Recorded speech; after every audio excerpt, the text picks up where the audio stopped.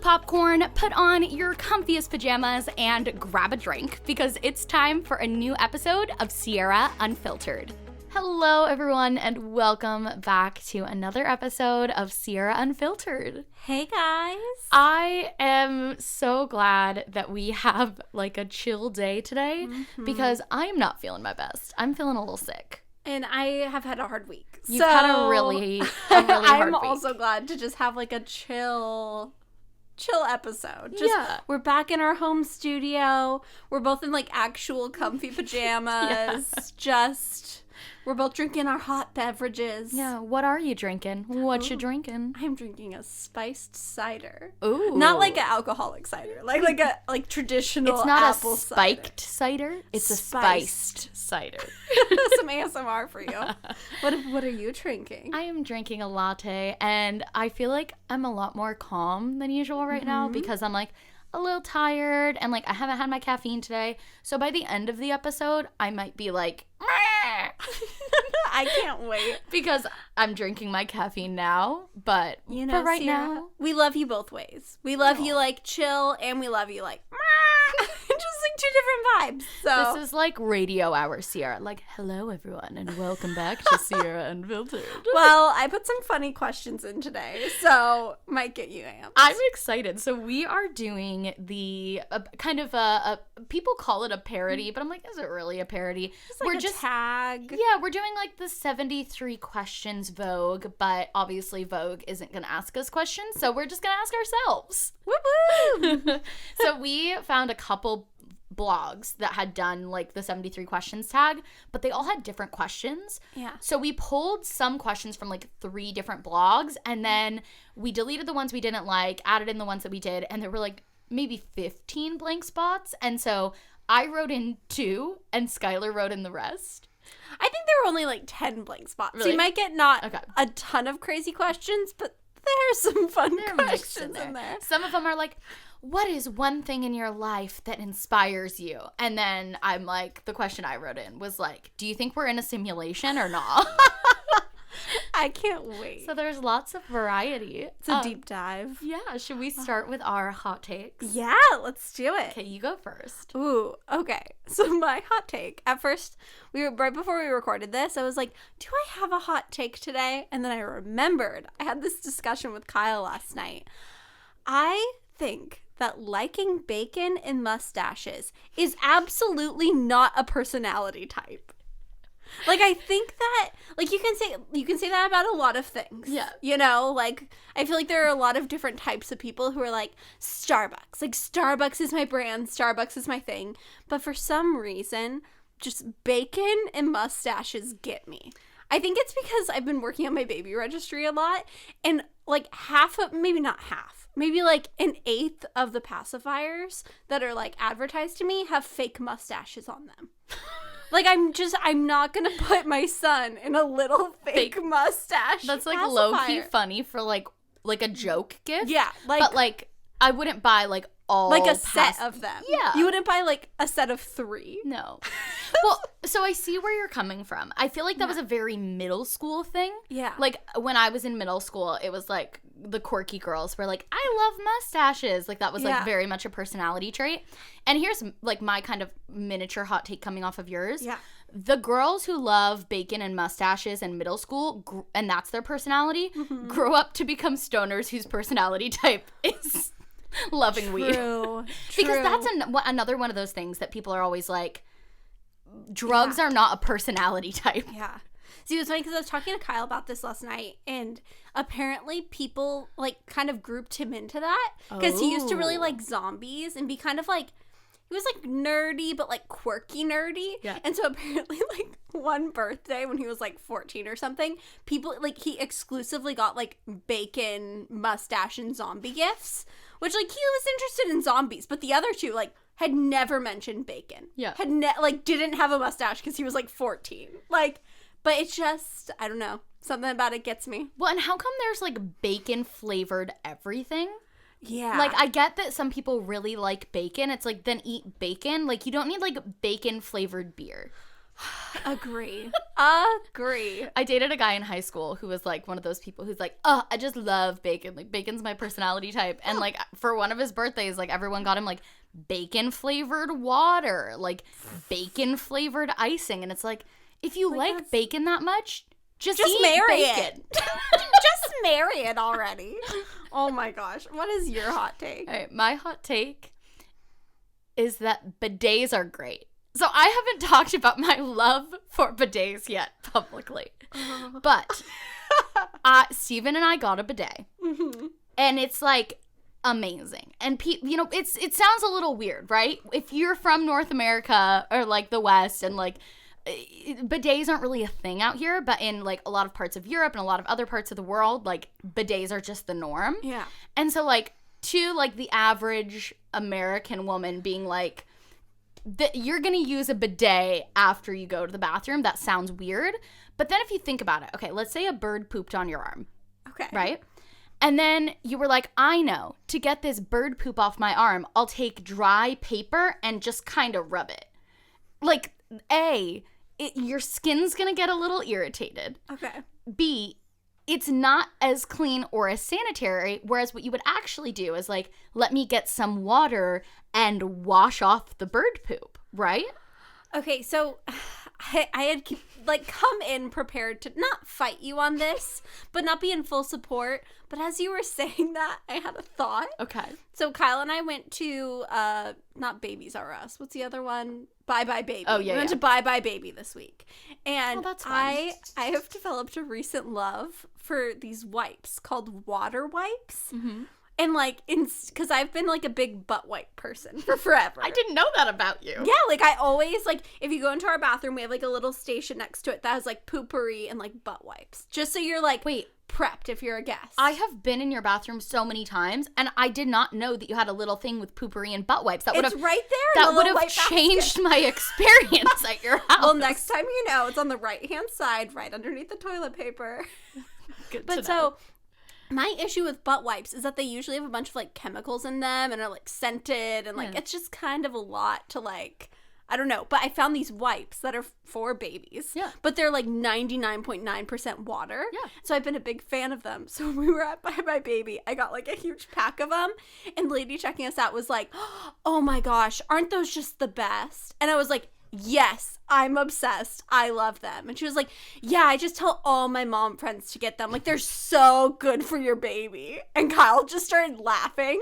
And I was you like, were getting them for me. And I was like, don't say anything. And luckily he didn't say anything, but I thought he was going to out me, like, in front of the entire line. Be like, she's getting those for her ass. Like, those aren't for her, baby. But that's basically just a portable bidet. So you know what? The only thing is, I did have a bad bidet experience like a month or two ago. At my house? No. Because I have never used your bidet at your house. Because I feel like I would have to go into your bedroom, and that's like a personal, it's a personal thing. Yeah. But I stayed at a hotel for a show I was working, like maybe a month or two ago. And it was like kind of a weird hotel. Yeah. Like I walked in, immediately smelled like meat. Like there were just a couple of weird things. And I walked in. First of all, the bed was in the middle of the room. Like it wasn't up against any walls. And like there wasn't like a TV. Like it was just like the bed. And I was like, okay, that's a little weird. And then I walked in, and the toilet had like a built-in bidet. Like not a bidet attachment. Yeah. Like it was like a bidet. And so I started going pee. And as soon as I sat down to, like, start going pee, it started going off. Yeah. Like, it wasn't, like, I thought it was just supposed to happen at the end. Like, you, like, press a button and it, like, cleans you up. Yeah. No, it just started going. And so then I was, like, trying to, like, get off the toilet, but then I was still kind of peeing. And it was, like, a whole experience. So I feel like maybe I just haven't met the right bidet. Right. Like, there's plenty of bidets in the sea. Maybe you should do, like, a bidet sponsorship. Can you do, like, how beauty gurus do, like, collaborations with, like, makeup companies? Sierra Schultze x Wash Your Ass. I love that for your brand. I love that for you personally. Is there, like, an MLM for bidets? Maybe we should start it. Carly, wanna buy in? She's nodding. Oh, heck yeah. But so like you were saying, our bidet is only in our main bathroom right now. But the one we have is not that expensive. It was like, I think $40 on Amazon. It's just an attachment. Works great. Steven's brother, putting him on blast here, sorry. Steven's brother came to our house and Steven was like telling him, he's like, dude, you have to try our bidet. Like, it is life-changing. And I feel the same way now when I was at Disneyland yesterday and I pooped at Disneyland and I was like, as soon as I came home, I was like, where's my bidet? Like, I just don't, it's a different level of clean. You weren't like, where's my bae? Like, where's Steven? You were like, where's my bidet? Bidet. That's what we can call our MLM. Bidet. Hello. Please join us. Our multi-level marketing company, Bidet. So, Steven's brother comes over, and Steven's like, you gotta try it. It's like a different level of clean, which, like, agree. So Steven's brother tries it, and he's like, dude, you're so right. So he goes home and orders the same bidet on Amazon. Okay. But Steven had also told his parents, like, oh yeah, like, the bidet's great. Like, you guys gotta get one. Like, I told Mikey about it. So Steven's mom and Steven's dad both ordered one. And then all 3 bidets got delivered to the house. And now they have a bidet in every bathroom. So is that your next step? That's what I was thinking. I was like, but I don't want to intimidate new people who come over who are like, that's why I moved my squatty potty into my bathroom. Which I'm very upset about, by the way. Wait, did you like having the squatty potty? Well, a couple months ago, I came to you and Steven, and I was like, okay, I have an issue. Like, this is my place of work, and I need poopery in the bathroom to, feel comfortable pooping. I was like, what's your preferred scent? And both of you were like, haha, you have a preferred poopery scent? Like, what a weirdo. So I feel like we just need to go all out in all of your bathrooms. You need to make the bathrooms the most expensive rooms in your house. Butt wipes, poopery, multiple bidets. Multiple toilet papers, like 2-ply, 1-ply, recycled, like all of the different things. That could be part of our MLM. Air dryers. That could be part of our MLM. The bidet and then the bidet package. The bidet plus. The bidet plus also comes with, like, not a servant. Like a bathroom attendant who, like, when you go to a fancy restaurant and they, like, dry your hands for you. You just walk into your bathroom at, like, 2 a.m. There's someone, like, half asleep. They're like, oh, here's a towel. Oh, my God. I like how we started this podcast and we're like, probably not going to be that silly. Like, just, like, chill. Lean back. Bidet. 5 minutes in. So that's my unpopular opinion. Or my hot take. But I really do think you need to give bidets another chance. Okay. Because you're very, like, you're someone more than anyone I know who's, like, very much about cleanliness. It is a different level of clean. You're going. You're like, more than anyone I know, you have a dirty ass. Like, I need a, like, what?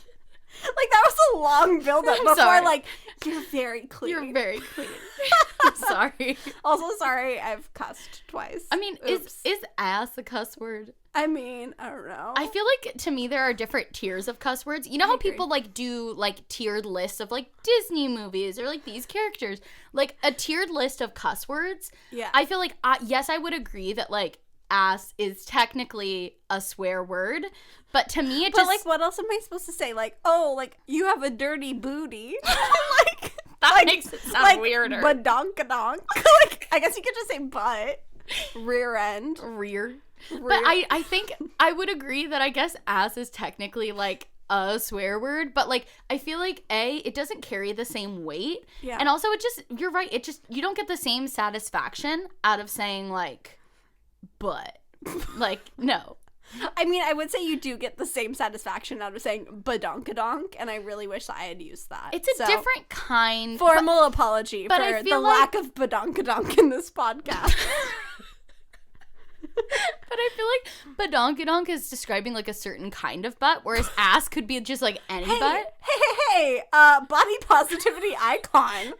Are you saying that some people don't have badonkadonk? I think it's the way that you present your butt could make it badonkadonk. Like, for me, like, sure, like, I love my body, I love my butt, but I'm not someone who would be like, it's not like, I'm not someone who's like, I have a big butt. Like, that's my brand.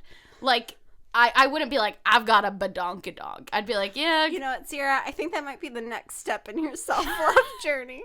Taking myself from ass to Badonkadonk. Oh no. This is we got the digressing. giggles. What's your bump date? Oh my gosh. Okay. I was like shocked the other day. Ready. So I was watching, there were 2 mommy bloggers this week who each posted about these like black and white flashcards that they had for their newborns. And I was like, that's really interesting to have like flashcards for a newborn. I was like, that's kind of a lot. Like, are they really taking in like, this is a train, this is a whatever? So I did more research into it. Apparently, babies only see in black and white for the first couple months of their lives. Yeah. Isn't that crazy? Like, I knew that babies could only see like a certain distance and that like, obviously all of their senses are limited, right? You know, but like only seeing in black and white for multiple months. Like, when does that, because it said online that's like a slow progression, but how crazy to like not only be a new human who like, you're very small, you have no money, like you're so sad, like you're not self-sufficient at all, and then also like all of a sudden like you start seeing color. Like, do you think it's like a trip for newborns? Do you think babies are just like little high adults? But like how gradual is it? Because obviously it's not like they wake up one day and like, oh my gosh, the world's in color. But it's like, like at what point did they start recognizing like, this is red, this is like... I have no idea. That's crazy. That's a good question. So if anyone is intelligent and wants to tell us in the comments, I would be very interested. Yeah. But how crazy. That is so crazy. I don't know. Anyways, do we want to move on to our 73 questions? Yeah, let's do it. Do you want to read the bolded ones or do you want me to? Sure, I'll read the bolded ones. We're going to go back and forth. So we're each going to answer each question. Yeah. But I'll read like 5 and then she'll read 5 just to switch it up. Heck yeah. Okay. What's the best thing that happened to you this month? Ooh. So do we want, for like, if you're asking the question, do you want me to answer first and then you answer and then we'll switch? Yeah, that sounds good. Okay. What is the best thing that happened to me this month? Learning about bidets. Learning about bidets.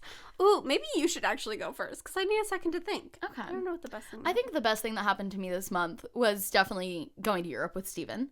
Oh. Like, that was just, like, literally a once-in-a-lifetime thing. Like, we'll never have a trip like that. Just the two of us, like, carefree. Again, it was just such a cool experience. What was your favorite moment of the trip? Like, if you could bottle up, like, a 1 hour time period or whatever it is, what would it be? So it was our first full day in Venice. We had gotten there the night before. And we were, like, wandering through all these little side streets. And, like, we had just had, like, lunch and a glass of wine. And so we're just, like, holding hands, like, all romantic, whatever. And then we come across this, like, little dock. And we were, like, trying to get back to, like, the main canal. And we just, like, stood there and, like, hugged each other, which is, like, I don't talk about, like, I'm not, like, I don't know. Like, I'm someone who, like, my first inclination when, like, if you were telling me this story, would be like, blah. And so, like, that's what I want to do for myself. So I'm like, I don't know. But I love it. Like, I'm a very romantic person, like, one-on-one with Steven. Yeah. But, like, I'm not like a PDA person. I'm not, like, an expressive person around other people. Yeah. So it's weird for me to be, like, talking about a romantic moment. Like, my first, like, what I want to say is, like, it was, like, eating pasta and running around. But no, like, my actual favorite moment was, like, just, like, holding each other and being on this little dock and just, like, being so in love, which is, like, gross and too romantic and ew. But, yeah. I love that. That makes my heart so happy. So, yeah. You know, I always love when you and Stephen are, like, not PDA, but, like, I don't know. Not touchy-feely. What's the word? Like, gooey? Yeah, it's like gooey. Like, when you guys are gooey about each other. My mom and I are the same in that. She's the same way. She's, like, not a gooey person, and my dad is. Yeah. And, like, I know, like, my parents, I've never seen two people more in love than my parents, which is, like, makes me so happy. But it's funny, like, because all the time when I was growing up, my dad would, like, hold my mom's hand, and she'd be like, hold on, like, 1 second. Like, just not super gooey. And then I'm the same way with Steven, and I'm like, oh, I get you now, Mom. Aww. I get it. See, my parents are the same way, but I'm the opposite. I'm like the gooeyest person. You are. Is Kyle gooey? Kyle can be gooey. Gooey's such a funny word. But I it's feel like the that's a best made-up word. descriptor. Kyle's sometimes gooey. He's a little goo-goo. I think he's sometimes gooey. I think he's like kind of a half and half. If he's not really like a oh, I'll get to you later. Yeah. Like he's not like his first instinct at cute stories isn't like, ugh. It's like, oh. But I'm like, oh my gosh, tell me all the details. Yeah. I think my favorite moment, or at least the first thing I think of when I think of this month, is like doing my anatomy scan and just like progressing in my pregnancy. I feel so like exciting. it's like really fun that like now I'm able to like kind of distinguish his movements of like I can feel like, oh, that's a kick, and or like, oh, like that's like he's rolling around. Like sometimes it's definitely not comfortable, but I feel like it's fun to be like, I don't know, to start feeling like his personality. Yeah. I don't know. It's so crazy. Yeah. It's so cool. Do I answer the next question? What is something you're tired of? Ooh, what is something I'm tired of? I am tired of having to wash my hair. Oh, agree. Like, I'm someone who, if I have, like, greasy hair, it really, really bothers me. Yeah. So I find myself washing my hair pretty often, and it's just, like, such a pain. Yeah. Like, drying it. It's just not. Drying Drying Like, I it, guess that's drying really the only it. thing. But I feel like having, like, wet hair is, like, gross Yeah. and weird, and, I don't know. What's something you're tired of? I am The man. The Yes, man getting you down. me down. I am so tired of being tired. Yeah. I'm so tired of not being able to sleep. The past 3 nights, I have had so much trouble going to sleep. And on a broader term, the last 3 nights have been really bad. But, like, in general, I've always been someone who struggles with, like, insomnia and just, like, not ever being able to go to sleep. And I finally had, like, a sleep medication that worked well for me, and I had to stop taking it once I was, like, I mean, Steven and I aren't trying yet, but, like, in preparation to start trying to conceive. Yeah. And so I have a different sleep medication, and it's, like, fine, but it's not, like, as consistent. And so, like, I literally got 4 hours of sleep the night before last, and then so last night I was, like, 100% chance that I'm getting like 12 hours of sleep, and I got like 6, and so I'm like, I just want to sleep. Oh, I'm sorry. It's okay.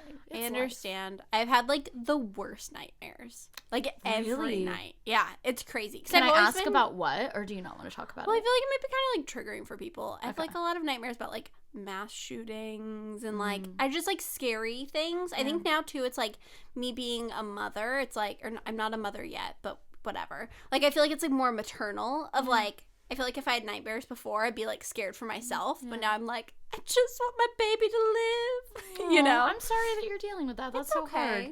I feel like it's hard because like I'm so tired all the time, and so like all I want is sleep. Like if it was up to me, I'd go to bed at like 8 o'clock every night. But then like I know that when I go to sleep, I'm just gonna have nightmares. It's a really weird thing. I probably have like some stuff to work through really with that. sorry. It's okay. It's so tough. What is something you wish you could be good at? Ooh. I feel like that question could be taken 2 ways. Yeah. Like I feel like it'd be kind of like sad, like, oh, I just like wish I could be good at this. Like I've tried so hard, or it could be like, what's something new and exciting? So I'm gonna go new and exciting. Okay. What is something new and exciting that I wish I could be good at? Ooh, maybe sewing. Ooh, you're not good. I thought you were good at sewing. I'm like medium at sewing, But you don't feel like you have that, like, natural knack for it. I think that I just like I haven't taken the time to fully commit. Like I've gotten like a couple patterns for things where I'm like, oh, like this top will be so cute. Or like when I got pregnant, that was one of my first things. So I was like, I would love to just be able to like sew all of my baby's bibs or, you know, but I think I just like haven't dedicated myself enough to it. So that's something I wish I could be better at. Yeah. What about you? I wish I was good at drawing. I've never had the natural knack for that. Like, I'm a creative person in other ways, but I feel like, you know, I'm sure if I, like, took drawing classes and that kind of thing, I could, like, get okay at it. Yeah. But, like, I remember growing up, one of my neighbors, he was just, like, an amazing artist from, like, the age of 4. And we would always, like, draw together. And I'd be like, look at my stick figure. And he'd be like, look at this horse prancing through a field. And I'm like... screw you. But like always, even just my handwriting is like not pretty. So I just wish I had like better skills with like a pen would be nice. I understand that. I think especially since you're such a creative person, it's like you want to just be able to like articulate. It's like frustrating for me because I'll like have a vision and then I'll try to do it and I'm like nope, not happening. What is your first memory of life? Do you have like an earliest memory? Ooh, I remember, and it's one of those things, I feel like with early memories, it's kind of like hit or miss, or of if it's like I actually remember that, or I remember like photos of or that. Or remember like a home video. I have that a lot. Because I think the first thing I like instantly think of is in like my baby nursery, where I was only there for like maybe a year. My mom had like done like butterflies out of like her hands and my hands around the room, and like little flowers out of like my feet and like whatever. And so I like distinctly remember that. I think it was like a purple room or something. Aww. But I feel like I remember being in that space, which wouldn't really make sense because there aren't that many photos from that time, if like any. And I feel like I would be really young. Yeah. I don't know. What about you? It's hard for me. I try to work backwards. So I was born in New York, and then we moved to an apartment here in Southern California. Yeah. And then we moved to a house from that apartment. And my older brother and I were like a year and 2 months apart. Yeah. He remembers the apartment. I don't. Gotcha. I have memories from the first house, but I don't. We lived there for like 5 years. Yeah. So I've tried to like work backwards on what my first one is, but I have this very clear memory. And it's one of those where I'm like, I know this wasn't from a home video, so I know this is real.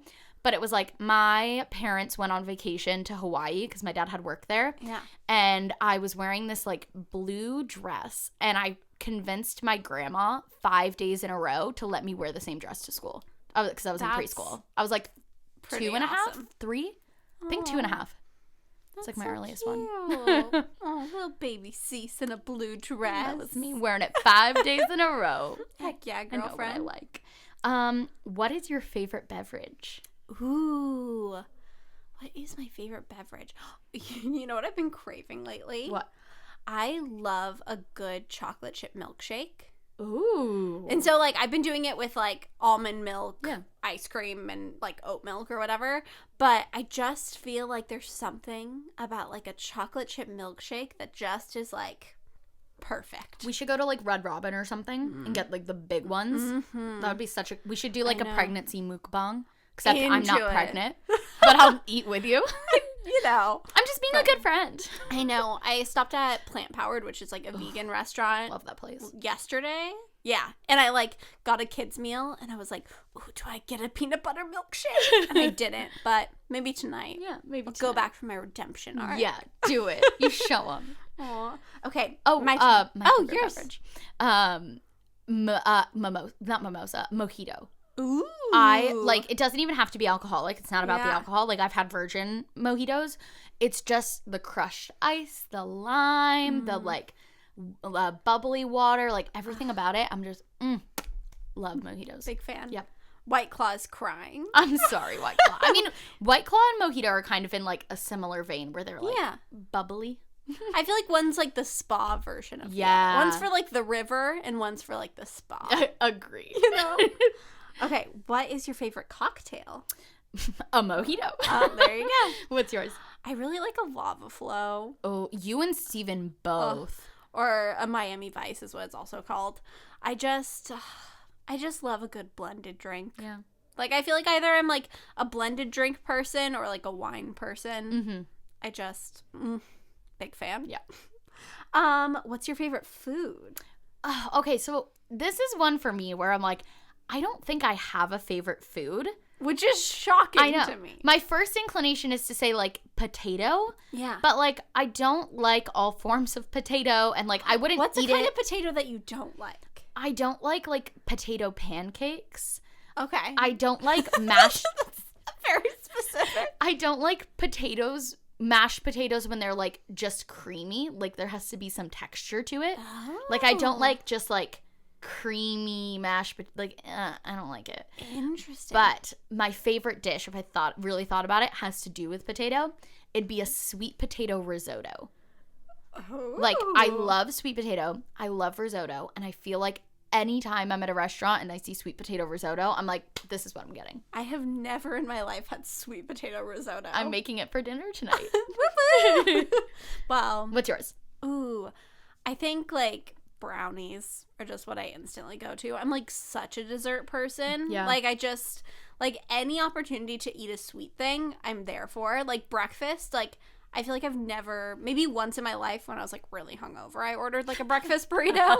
But I'm, like, always, like, a crepes, French toast. My body has never reacted well to, like, a lot of sweets. Yeah. Like, I get sick to my stomach easily when I have, like, any sweets. Like, it just messes with me. So I've always been a carby person. Yeah. Like, I will always take, like, you know, like, a bag of potato chips over, like, a brownie sundae. Oh.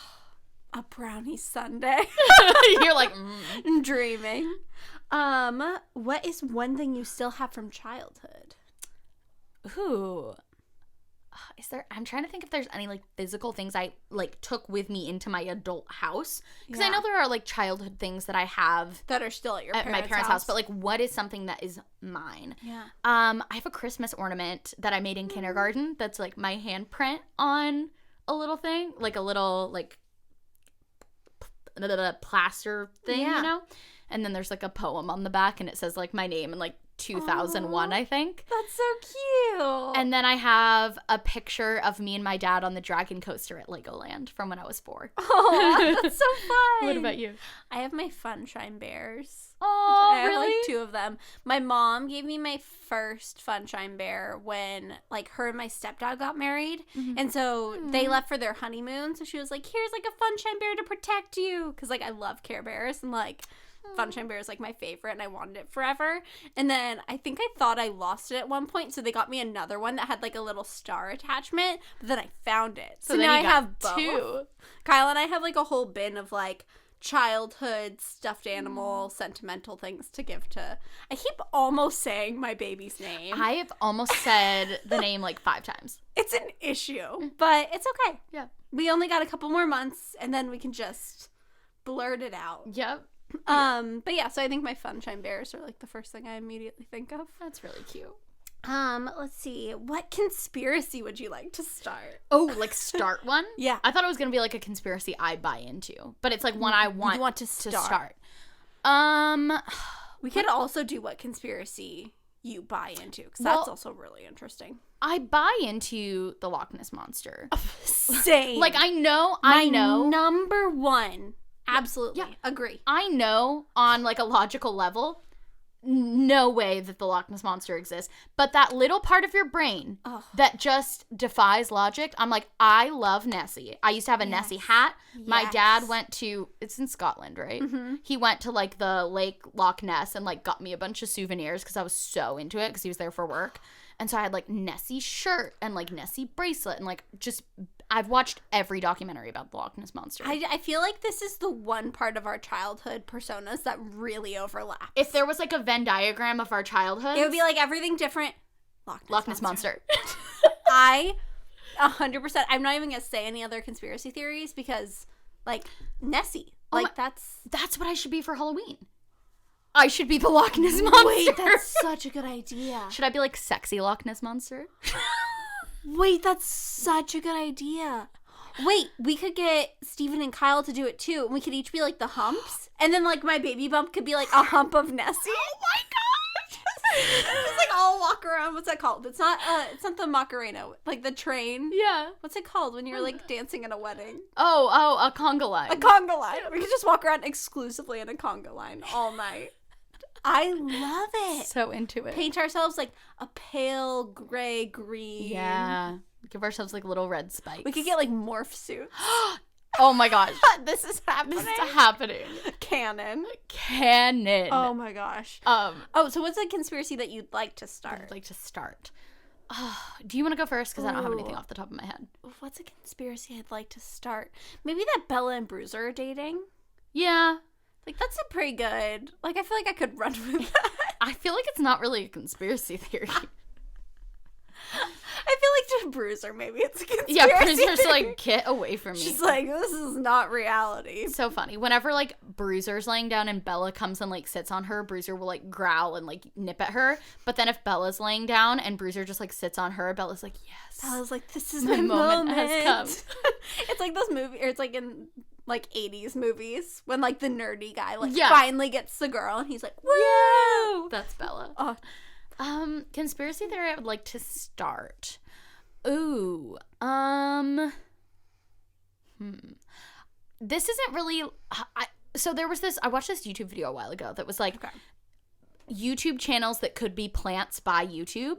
So like that YouTube as a company was like, we need like a really marketable face of the company, like a creator who we can like, and then they can manipulate the algorithm and like make them super popular. And so like I would like to choose some random creator. Like let's say that like the Super Carlin brothers are a plant by YouTube.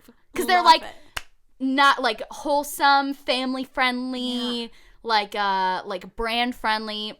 That's my conspiracy theory. I was listening to Tyler Oakley's podcast this morning, and he was saying that apparently on Twitter, a couple of people have tweeted him asking him if he like got Avril Lavigne. Like they think like he got like swapped out because like there was a big difference between Tyler Oakley and his like pastel hair, flower crown onesies to like now like kind of buff like Amazing Race Tyler Oakley. Maybe Tyler Oakley wasn't a YouTube plant and then YouTube wanted to make him a plant, so they just like replaced him with like a Tyler Oakley lookalike. Love it. And the Tyler Oakley lookalike is the guy from TanaCon. Done. That's my conspiracy theory. Confirmed. Oh my gosh. Okay, what is something you can't do? I can't do the worm, and my mom can, and I'm so freaking jealous. That came so instantly to you. And I did not think about that prior to this. I can't do the worm. But my mom also herniated a disc in her back doing the worm at a party. Okay, Lori, calm down. Calm down. So, and she had to like have surgery, and it was like a whole thing. Well, so she's not sure. I like that both of our moms have gotten like severely injured. Like my mom got severely injured on a party bus. Did she really? I think she like broke her leg or something. Oh my gosh. And your mom herniated a disc doing the worm. I mean, I feel like the apple doesn't fall far from the tree. Well, she's not sure if it was doing the worm. So it was two things that day that like she got hurt. So like she was playing in a soccer game in the morning and she like went for like a slide tackle and like hurt her back, but it was just like a little bit. Yeah. And then later that night she went to a party, did the worm, and then like her back hurt even worse. And then she went to the doctor and they were like, yeah, you herniated a disc. So she claims it's from the soccer game. Everyone else says it was from doing the worm. I mean, the worm didn't help. It did not. I think we can all agree. What's something that you can't do? I can't whistle. I always feel like, have I ever sent you or have you ever seen that video of Peppa Pig? Yeah. When she's like, oh, Susie Pig, like, I want to learn how to whistle. And then Susie's like this? And like does it. That's like me all the time. I can't whistle. Like Kyle and I this last weekend rewatched all of the Hunger Games. Mm-hmm. And so he was like, can you just like try and whistle? And I was like, and he's like, this is really embarrassing. I feel like there are some things that people all the time would be like, oh, let me just like show you how. And it's like that and doing like a cat purr. There are just like little things like that, like rolling your R's. Oh, like, I can't roll my R's. You can't? See, maybe it's the same thing. Maybe it's a tongue thing. Maybe you just need some tongue exercises. I'm really good at tongue things though. Like, well, can I make do like a tongue taco? I can do like the like. Can you do like the 4-leaf clover? Can I see? This is really embarrassing. Now I feel like I have like cider in my mouth, and you're gonna judge me. Oh, you can. See, I can't do that. Can you do a taco? Well, no. See, you can't do it. Maybe so it's like one of those things that's one or the other. Either you can do you can't do a tongue taco. No. Carly, can you do a tongue taco? I can do all of those things. Carly is just tongue. Carly is peak humanity. We're like lesser evolved, and she's like reached a higher state of like and evolution. She's taller than us, so it's just like she's really reached. We're like, the ones who are gonna die female. out in a few generations. Yeah. Because who would reproduce with someone who can't do a tongue taco? I mean, I don't know. This might be something that you and Steven have to take into consideration when you talk about trying. Yeah. I think you need to tell him. Be upfront. Be like, Steven, I need to tell you. There's a good chance our child will not be able to do a tongue taco. He's like, that's it. Our marriage is over. It's done. I can't procreate with you. I can't believe you didn't tell me this before we said our vows. I feel bait and switch. Oh my goodness. Okay. What is one habit you wish you could break? Ooh. Maybe saying like. I've seen like podcast comments about that too. Like, Skylar and Sierra always say like. We say like a lot like. But like, my mom is definitely, like, she was literally raised in the valley. Like, she's a valley girl. Wait, I didn't know that about your mom. So is my mom. She's literally was raised in Los Angeles Valley.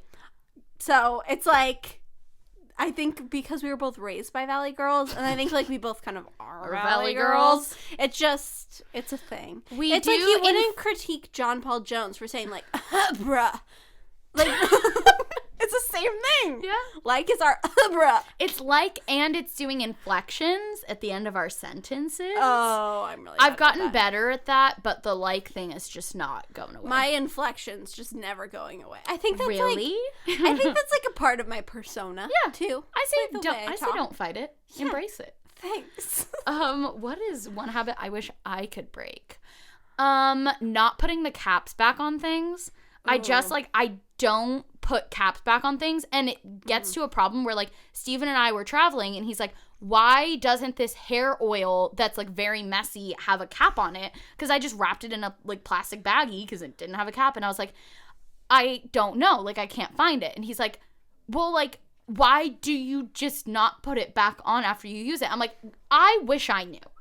I mean, I feel like that goes into, like, we talked about it on the husband cast, the tornado Sierra. Yeah. Kind of. I think it's just you're so creative. You just have so many thoughts in your brain. I'm brushing my teeth, and I'm just thinking about how I need to go to my computer and do this thing. Yeah. So I don't have time to So you just aren't thinking about it. I don't have time to screw the toothpaste cap back on. So never change. Otherwise. I think that's something I should work on. What? This is a Skylar question. Mm-hmm. What is the strangest place you've urinated? I mean, I have so many places. I do too. When I was in high school, I don't know why. It was like me and my friend Kendall. It was like our thing is like we would just pop a squat. But only at night. Okay. That makes it a little weird. That feels like you're vandals. You're no. We don't graffiti. We urinate. Pee. No, but it would be like, let's say we were like on a hike in the middle of the night in San Diego, because that's like what teenagers do in what did we call our city in the last podcast? Suburbia. In suburbia. Mm-hmm. And it's like, man, I really have to pee, but like the car is all the way at the bottom of the hill, and then we just have to drive away. So like, let's just pee in a bush. Oh, that's fine. I don't mean like I'm in Target. Let me just pee in this. Yeah, corner. that's what I was. I meant in nature. I meant in nature. So I have a couple. I'll say the first two things that come to mind for me. So the first thing that comes to mind is I once urinated in a Wiener Schnitzel urinal, which is just. Were you there with me? No. I don't think I've ever been to a Wiener Schnitzel. Like, I think like we had been like, you know, partying, doing whatever. We went to the Wiener Schnitzel, and then, because I, like, really had to pee, and then, like, their women's restroom was closed, and I went in, and, like, the men's toilet was clogged, so I just, like, stood on the urinal and, like, prayed that someone didn't open the door, because urinals don't have, like, doors on them. So I was afraid that, like, a weird man in the Wiener Schnitzel was just gonna come in and see me, like, bare ass, just, like, on top of the urinal. Oh my gosh. I feel like some people have commented and been like, wow, like, you guys didn't even have a crazy time. I feel like peeing in a Wiener Schnitzel urinal is pretty weird. Peak form. And then also, I'm like, as we've mentioned earlier in this podcast, I'm a very clean person. Yeah. I feel like I've gotten a little less, like, germophobic as I've gotten older, maybe, hopefully. But so when I was little, I should say, like, when I was a kid, because little makes it sound like when I was a toddler. Yeah. When I was a kid, I would get, like, butt-ass naked to pee. Like, take off my socks, take off my shoes. Like, because I just didn't want to risk you didn't want to touch anything. I didn't want to touch anything, and I didn't want to, like, risk, like, getting up and, like, dribbling on my sock. I don't know. So I just would always get naked. And then, like, you pee alone, so, like, my mom's not in there to be like, hey, that's not normal. Like, I think that's, like, part of why I take so long to pee now. Yeah. Like, whenever we're out. It's just because I'm so used to, like, it's a process. Yeah. But, so we were, like, on a family camping trip, and I, like, really had to poop. Like, really, really, like, it was bad. Like, I was in pain. And so my parents pulled off on the side of the road. There, like, weren't really any trees. Like, maybe, like, one or two. And they turned over. And I had taken off my socks, my everything. It was just shit. How old were you? It's probably in, like, 2nd, 3rd grade. Oh, like my gosh. Like not an adult, but like a child. Yeah. Like, it's not like I was like an infant. Like, I was old enough to where they were like, okay, like, go use the restroom. Like, we'll stay here. Like, oh my god. Maybe it had something to do with like that we didn't have toilet paper, so I just was like really concerned. But like, my family still will make fun of me for them just turning. Oh. And just seeing like a shoeless, like, just completely naked. You were barefoot? Child. I took off everything. Oh my gosh. So that's what I think of when I think of like weirdest places I've gone to the bathroom. Oh my gosh. I mean, I have lots more stories. We can just keep going. Oh my god. I would say mine, like I said, I guess I did explain it a little weird. We did a lot of like outdoorsy activities. Yeah. So like we wouldn't bother to like get in the car, drive, and find a bathroom. Yeah. We would just like go pee behind a bush like most boys would. Yeah. And so the weirdest place I've peed, I would say, is like, how did you like wipe? Well, I didn't poop. You just kind of like wiggle. You just kind of wiggle? Like, if you were to go to the bathroom in your house, of course right I now, would. Yes, you would wipe. Of course. Okay. But you don't always have that luxury when you're peeing in like a freaking forest. You made it sound like you wipe when you pee. I just wiggle. No, sorry, like, this is like so much potty talk this episode. When you don't have toilet paper, it's not like, oh my gosh, it's a travesty. It's like, yeah, this isn't ideal.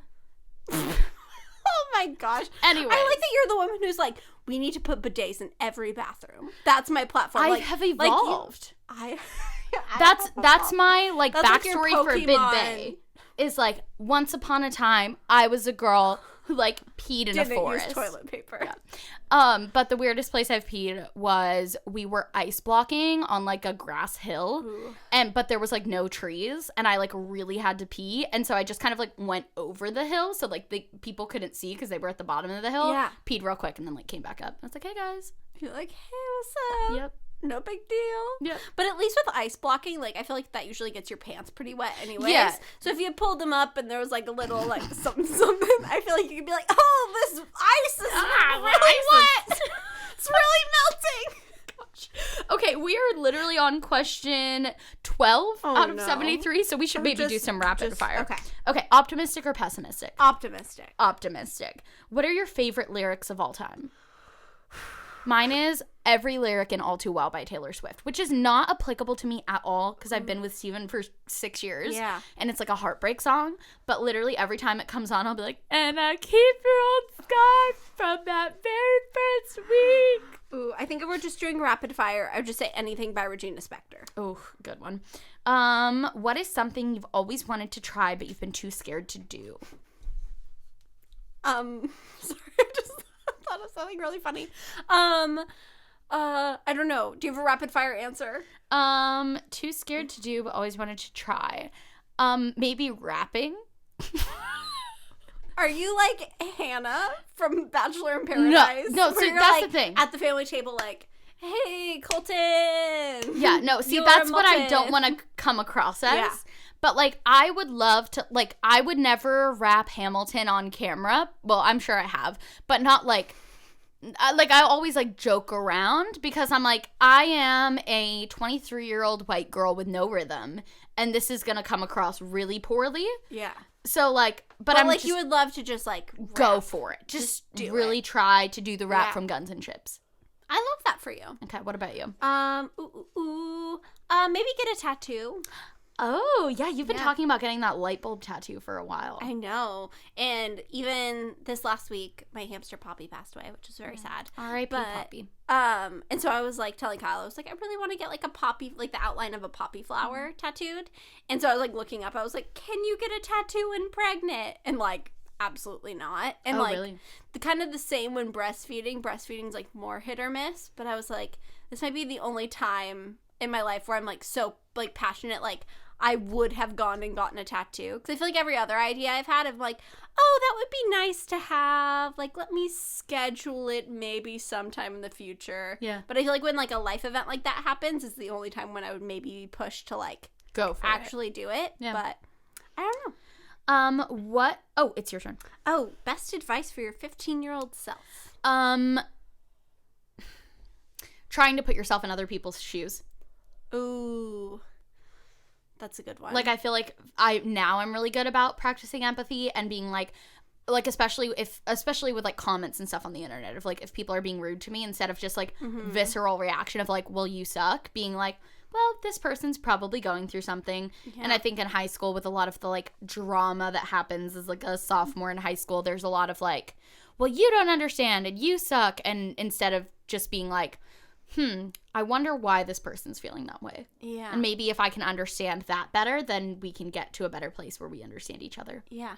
I think that's really good advice.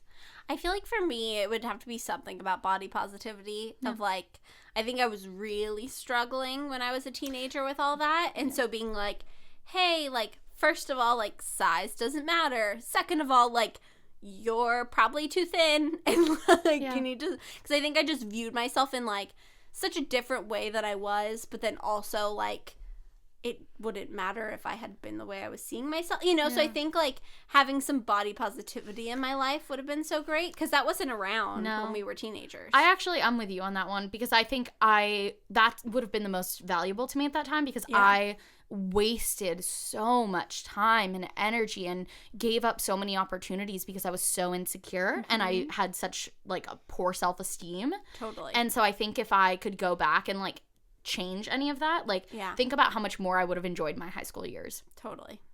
I agree. Your hidden talents. Oh, hidden talents. I am fantastic at carnival games. True. That is very true. There are very few things that I would use the word fantastic to describe. I would say I'm fantastic at throwing excellent curves on Pokemon Go. I would say I'm fantastic as that. I can get an excellent curve maybe 50% of the time. Yeah. Which is pretty good. But I am fantastic at carnival games. That is factual. Yeah. Can confirm. I feel like any time we walk into anywhere that has like a claw machine or anything, like let alone a carnival game, you're like in on it. I'm here. I feel like by the time you have a baby, they're just gonna have so many toys. So it's just like you have so many like I don't know, bullseyes from Pixar Pier and this, that, and the other. What's my hidden talent? We were talking about this because I don't feel like I really have any, but you were saying that I'm good at reading people, which you are. You pick up on people, on like vibes, on what's one of the words that people always use? Like people's energies. Yeah, like energy, I guess. Aura. Yeah. That's what I was thinking of. You're really I used to be convinced that like I actually like could see people's auras. Yeah. And I feel like I don't fully know. Like, I don't really know what that was. I think it might just be me being, like, super in tune to people's very energies. Intuitive. And so I think, like, when I was a teenager, I might have, like, misinterpreted that as, like, I can see auras. Because I do feel like I get, like, it's not like, oh, you're blue, you're yellow. Yeah. It's like, I can just kind of tell not only what kind of person someone is, but, like, where they're at, you know? I feel like even little things, like, when you walk upstairs, I immediately know, like, what mood you're in and like what you want to be doing. Yeah. And so I feel like I am pretty perceptive, which I feel like helps a lot with like work things too. Because I feel like we meet a lot of people, and like even at networking events, I feel like without even really talking to people, I know like who we can approach and we'll have a good conversation with. I feel like it's really good having you have that kind of like intuitiveness, because like I'm overly positive sometimes to a fault, where I like end up, I just always assume that people have the best intentions, which is, like, good in theory. But there have been multiple times, both in business and in personal life, where we've met someone or we've talked to someone and I've been like, aren't they great? They seem awesome. And you're always very positive, but you're like, yeah, I feel like there's maybe something there. I don't know. Yeah. And then a couple months down the line, they totally screw me over. And I'm like, I did not see any of that. Yeah. And you do from, like, the very start. Which I think is, like, a hard thing, because I feel like I like to be so positive. And I never like to feel like I'm, like, talking smack on someone or, like, judging someone, but I do feel like I tend to be a lot more judgmental because I feel like I do get such a good read on people of like, I feel like I have a really good memory too, which is maybe a, what do we say, hidden talent. Yeah. And so I'll remember specific things that people say of like, when they said this sentence, it came out like this, and like, that was kind of weird. Yeah. Or like, oh, the way that they were like walking around doing this, or that they didn't offer this. I don't know. I feel like I'm pretty good at like picking up on little things. Whereas for me, it's just like right over my head. Yeah. Like I just miss all those tiny little Which might be nice because I feel like when making friends, that's easier. I'd say, yeah. To not be like It critical. probably makes it easier for me to like interact with a wide variety of people because I just always assume the best. But it also, I think, makes me a lot more likely to make friendships and connections and relationships that in the end end up biting me in the butt. Yeah. I feel like there have been a lot of times throughout our lives where because I feel like now at this point in your life, I feel like you actually still have a couple like groups of friends. Yeah. But I feel like me and Kenzie are probably like your two closest friends. For sure. But you still like can hang out with your friends from high school or like your church life group. Yeah. Or I feel like you're good at having like groups of people. Whereas I'm like totally just like have my people. Like I feel like I have like you and Jessica and like Brent and like Zach, and that's like my people. But it's also nice because you know that everyone who's in your life you've like vetted. Yeah. And that they're like I realized I didn't include Steven or Kyle just because like they were just kind of assumed people, but not saying that like Steven and Kyle suck. I have you, I have Jessica, I have Jessica's boyfriend. but You not know, Steven and Kyle get like weird auras from them. Oh my gosh. Okay, what is your go-to feel-good song? Ooh, my go-to feel-good song is 9 in the Afternoon by Panic at the Disco. Mine is a very similar vein. Wait, really? Mine is I Can Lift a Car by, who is it by? Walk the Moon, I think. Yeah. And it's like a very, like, kind of outside of what I normally listen to, but for some reason, Yeah. it just, like, gets me going. Yeah, I'll put on 9 in the Afternoon and I'll be like, back to the street where we begin. Like, it's just so, it's one of those songs that, like, I want to roll the windows down, like, do that thing with your hand out the window where you're like, wee. You know? Totally. I feel like I Can Lift a Car is, like, when I, like, used to be, like, interviewing all the time and, like, constantly, like, going to new venues. It's, like, a good, like, I can lift a car up all by myself. Like, I'm a tough lady. I haven't heard that song in forever. Like, maybe freshman year. It's a jam. It is. It's a jam. Okay. Oh my gosh, is this is another my one of questions. yours. You just became a member of the Spice Girls. What would your name be? Oh, what is my name? Can it be Annoying Spice? No, I'd be Loud Spice. That would be me. I'm Loud Spice. Loud Spice. What would you be? Maybe like Nice Spice. Nice. We're Loud Spice and Nice Spice. I love that for us. What's the best place you've visited? Ooh, Sardinia, Italy. Beautiful, like, clear beaches, not too touristy either. Yeah. Like, it was more touristy for people who lived in Italy, it seemed like. Like, other Italians from other cities would, like, go to Sardinia. Yeah. But it wasn't like a top 10 destinations you have to visit. So it didn't feel, like, manufactured. Yeah. Just pristine, beautiful. Oh, I would go back there in a heartbeat. What about you? So that's the place that you would go back to first. Yeah. What's like the most beautiful place? That. Just like a follow-up. Also, Wow. Same thing. Oh, just loved it. What about you? That's awesome. Maybe I'll have to go. You should. Well, maybe not because you don't really like beaches. That's true. It's like that's kind of like part of the big appeal. You know? It's like snorkeling and like laying out. Yeah. Maybe not my vibe. I feel like I'm kind of torn between, I feel like Iceland was by far the most beautiful place I've ever been, but I don't think I would go back there just because I feel like once you've done it once, like, it's a really small place. Yeah. Like, there are only a certain amount of restaurants and a certain amount of, at least in, like, Reykjavik. Yeah. But I think Vancouver in Canada is, like, a Ooh. surprising place. Yeah. But, like, just loved it. Like, so clean. I just feel like they had great food, they had great arts, great public transportation, like, just, like, and also, like, a beautiful place. That's so cool. I was trying to, Stephen and I were thinking about this the other day. Did you guys end up seeing the Northern Lights when you were in? No. No. So, Okay. we went on, like, a Northern Lights tour with a group. Didn't end up seeing them, but, like, got some good hot chocolate out of it. Yeah. And then I think we went back 2 or 3 nights, like, in our rental car to, like, a mountain up the hill and like tried to follow the app of like where the northern lights were, and we didn't see them either time. And so by that point we were like, okay, we're spending too much of our trip like tracking these down lights. and like how sad if we spend every night looking and never just like go to a pub or like get a nice dinner. So we gave up on that. But I feel like, I don't know, the northern lights are definitely something I'd like love to see. But I think when I was going there, that wasn't ever like my main motivation. So it was like it was like a bonus for you, but it wasn't like, this is why we're going to Iceland. And honestly, I feel like I've seen Brother Bear enough times to where it's like basically like I've seen the northern lights. I want to go to, I think there's places in Alaska and places in Canada where you can rent like an igloo that's like glass or like, and you can just like sleep in it and like look up and see the northern lights. Like that, so freaking cool. I always see those places on Airbnb when it's like the coolest places in the world. And it's like cool, like treetop, like I don't know. That sounds amazing to me places. like amazing. Okay, what is an important life lesson for someone to learn? Ooh, I don't know why this is the first thing that came to my brain, but I feel like sometimes you just need to keep your mouth shut. Like that's what I need to still work on. I don't know why that's the first thing, but I think like sometimes, and I think like I need to work on this too, of like sometimes an opinion is wanted and sometimes someone has already made up their mind about something and like you just gotta leave it. You just gotta leave it. You know? Like I feel like you don't always know what's best for everyone. Sometimes it's great to give advice.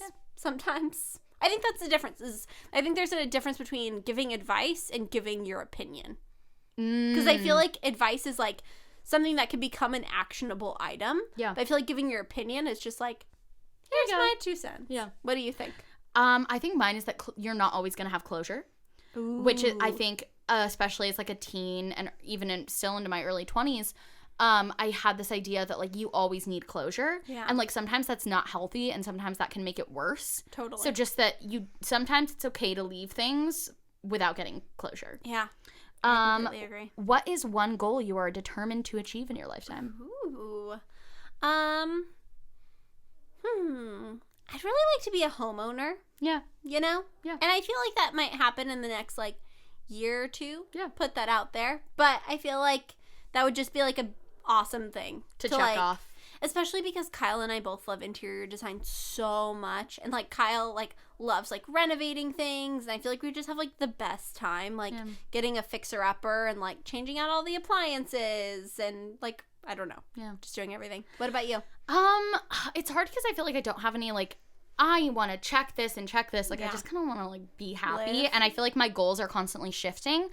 And I want to say like to be a mother, but like what if I can't get pregnant and then we try to do adoption and it doesn't work out? Like that to me, I want that, but that wouldn't be like it if it says determined to achieve. I think that word is throwing me off. We can strike that word. Just like because I think I'm the same as you of like I definitely have like goals in my brain, but like especially now I feel like my goals are like to be happy, to have a family, to be safe, to travel. You know, I think one goal that I would say is I'm actually determined to achieve is to always have a close relationship with my siblings. Aww. I think I've seen a lot of people who, like especially, you know, an extended family and that kind of thing who, as they get older, lose touch with their siblings and then their kids aren't close and they don't know their cousins and they don't know their aunts and their uncles and that kind of thing. And like, I always want me and my 2 brothers to be like best of friends and it's something it's like an active choice for me of like trying to maintain those relationships and calling them and texting them and making time.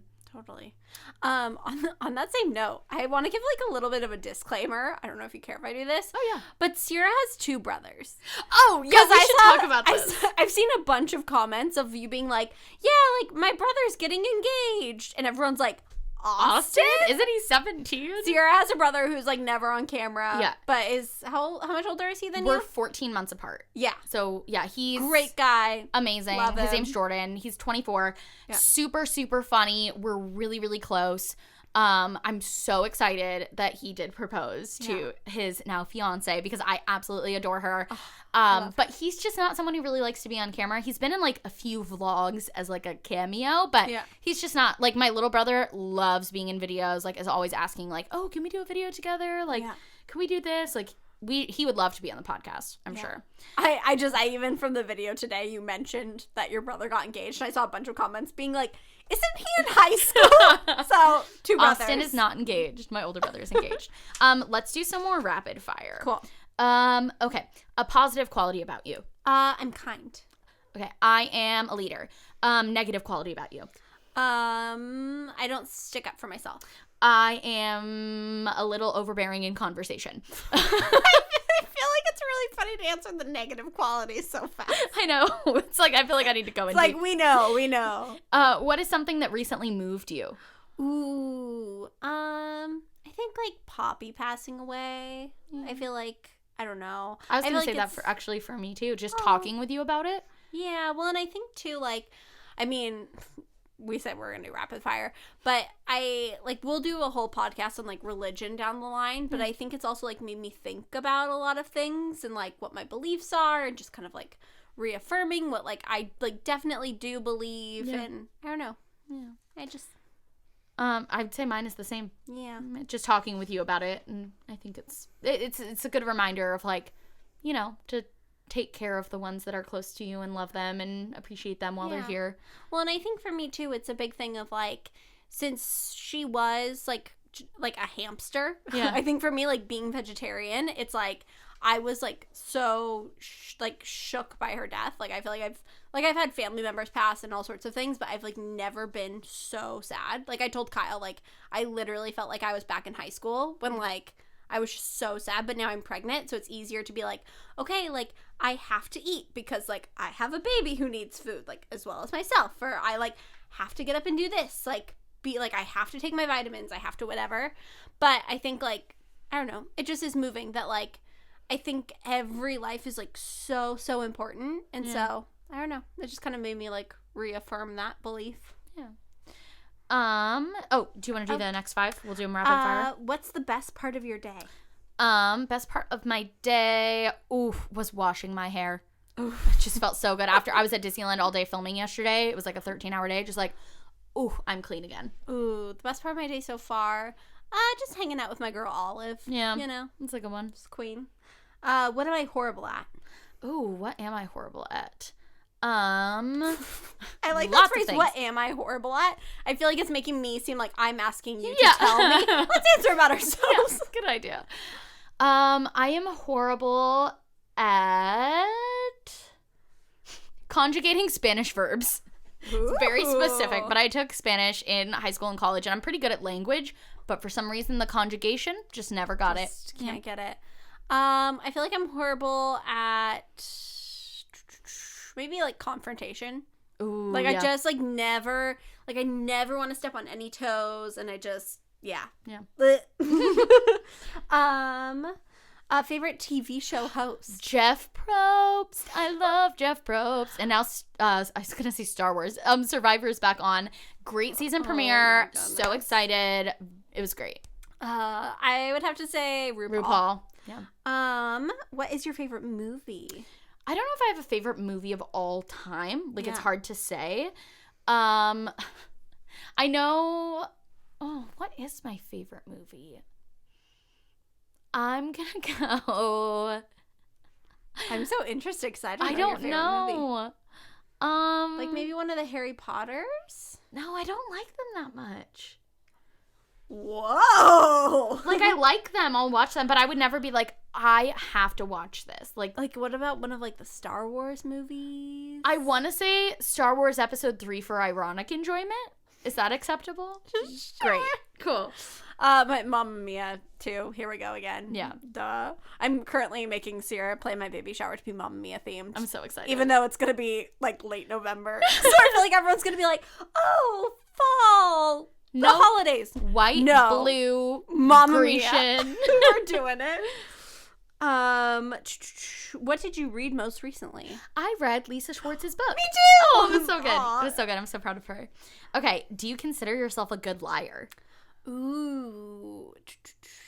I'm so bad at lying. I actually feel like I'm really good at lying. Really? Because I think I'm so thoughtful that, like, if I ever lie about something, it's the most elaborate lie. But I don't tell it as the most elaborate lie. It's just you create the backstory. But, like, if there are follow-up questions, I know 'em. the answer. I'm so bad at lying. I'm so bad.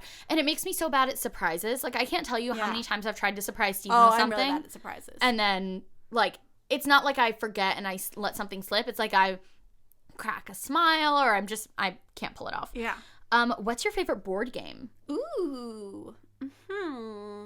I mean, it's not really a board game. I really love Cards Against Humanity. That is fun. To be honest. Yeah. What about you? I love Telestrations. Have you ever played that? No. So it's like, if we're sitting in a group of like 6 people, every other person has like a sentence that they have to write, and then they pass it to the next person, and then they have to draw that sentence. Oh, see, and then like the next person has to write it, and it's just so funny. See, I feel like my least favorite board games are the ones where you have to draw. Like, even when we play like it's not Quiplash, Jackbox TV. Yeah. I like never like the ones where you have to draw. See, I like them because I'm so bad at drawing, and then it's like funny. Yeah. What's a city you want to visit? Ooh, I really want to go to Portland. Oh. Yeah. What about you? I really want to go to Santorini. Ooh, I mean, same. I feel like when it said a city, I don't know why. I was just thinking like United States. Yeah. But like, same. Santorini.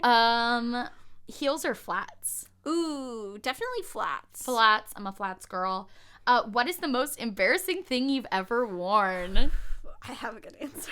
Can I guess? Yeah. Is it the McDonald's costume? Oh, hell yeah. Please. Let's give like the 60-second version of this story. Okay. So, now I'm like timing myself in my head. No, don't. Okay, so for Halloween in middle school, I think this was in 6th grade. So I like didn't really know like what girls dress like in middle school for Halloween. But all I knew was that there was a costume contest that was being held at lunch. And so I was like determined to win. So I made my own costume because like love a good DIY. I made myself into McDonald's French fries and I took like a giant box and like paper mache the entire thing. I made it so that like the French fries had slots that went down into garbage bags for candy. So like instead of like handing me my trick-or-treat candy, you could just like drop it in my costume. And it like had suspenders on. Like it was the length of like almost like a midi dress. Yeah. You know, but like a cardboard box. So I was wearing like red tights and red slippers and then like a yellow long sleeve top because like you couldn't see anything. But I didn't think about the fact that I was going to school in it and like had to sit down and I didn't have pants on. I just had like primary red tights. So I had to stand in the back of the class the entire day. So by the end of the day, I was like crying because my feet hurt so bad and I was so tired because I just I had opaque tights on. Like I couldn't.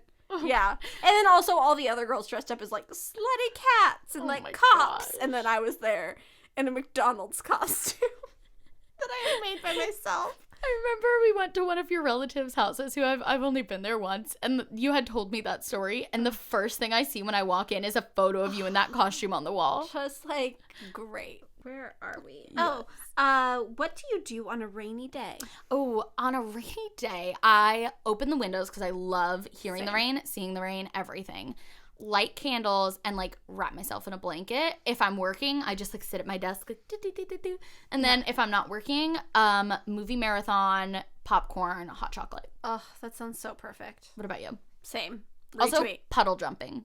Highly underrated for adults. Okay, do not retweet. That sounds very messy and like a lot. That's why I loved having a younger brother growing up because like I like not any other 15-year-olds want to go jump puddles, but like a 9-year-old does. So I just sometimes you say things that I'm like, wow, am I really prepared to be a mother?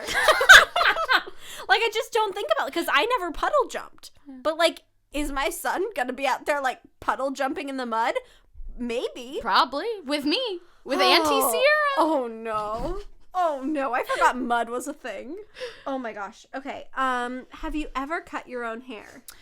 Ooh, I have not cut my own hair, but my brother gave me a haircut when I was maybe 4. I had this beautiful long curly hair, like really, really curly, like ringlets. And he like chopped it to here, and I said I didn't want bangs anymore because I had bangs. Yeah. But I didn't know that people who had bangs grew them out, so he cut them like to here. Oh. It was bad. Oy. Also, that just made me think. We can cut this out if you want. I feel like you should try the curly girl method. I've seen a couple comments asking you to do it, Yeah. like for like a vlog or something. It would be really interesting. It's interesting because still now when I get out of the shower, my hair is still really curly. Yeah. But then as it dries, it just becomes like a little bit wavy. But I used to have curly hair. I would just be so interested because I feel like that, like your hair used to be like ringlet curls, it and was. it's still like I can see even right now, like there's still curly bits. Yeah. Anyways, yes, I definitely have cut my own hair. I've colored my own hair. I've given myself piercings. I've done like literally everything at home. You haven't given yourself a tattoo. Maybe you should try it. Oh, I can't because I'm pregnant. Actually, I'm surprised that I've never tried to do like a stick and poke tattoo or Kenzie something. did In high school. That was never going to be Yeah. my thing. Yeah. I'm surprised that you did it. Yeah. Good on you. Woo woo. I do have like a cartilage piercing though that I did do myself because I pierced like my third like my third earrings because I got like my first and my second piercings done, and then I was like, I really want like thirds or whatever, so then I did that myself and I was like, I got this, I'm a champ. So then I pierced my own cartilage, which is just That's rough. That's rough. Being a teenager. What was your worst subject in school? Math. Math has never come naturally to me. Yeah, I feel like math or like maybe science, depending on what type of science it was. Because I feel like certain sciences I can get into, but I feel like when it's just like memorizing things, I've just been never good at like memorizing like formulas. Oh, I'm so good at like random memorization. Like I could literally look at some sort of random formula and probably retain it in 20 seconds. Like that's why like math and history were my favorite, because those kind of things. I thought you just said math was your or not worst. math. What's it called? Science. Science and history were my favorite because you can just like think about, like you can just read something and then regurgitate it, whereas math you have to like do it.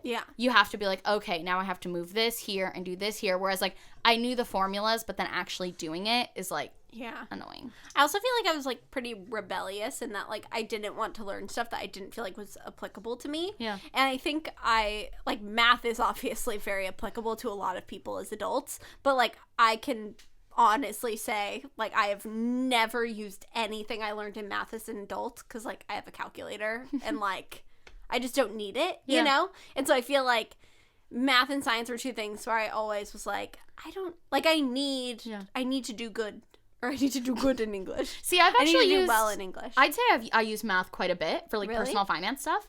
Just like knowing like how to do it, like I don't do it on paper because I have a calculator, but like knowing how to like calculate a percentage and knowing like how to calculate like different mortgage rates when we're like buying houses and stuff like that. I feel like I use that stuff a lot. Yeah. I feel like the basic more math. basic stuff like that I use, but not like, I don't know the last time I used like PEMDAS. You know? Yeah.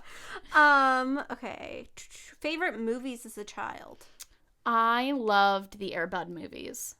Oh, you know what? I can see that for you. Yeah, that makes a lot of sense. I loved all the same movies I love now. You know? Did you like Mary-Kate and Ashley movies? They were okay. I went through a phase. I was never really into like Disney Channel original movies. Like I like what? Like I like High School Musical. Yeah. And like there are a couple others where I like them, but I feel like I was never like a Disney Channel type of kid. I so was. Like I would every weekend, like whatever random Disney Channel movies they were playing, like the 13th Year, Luck of the Irish, just all like up your alley. Xenon, like all of those. Freaking loved it.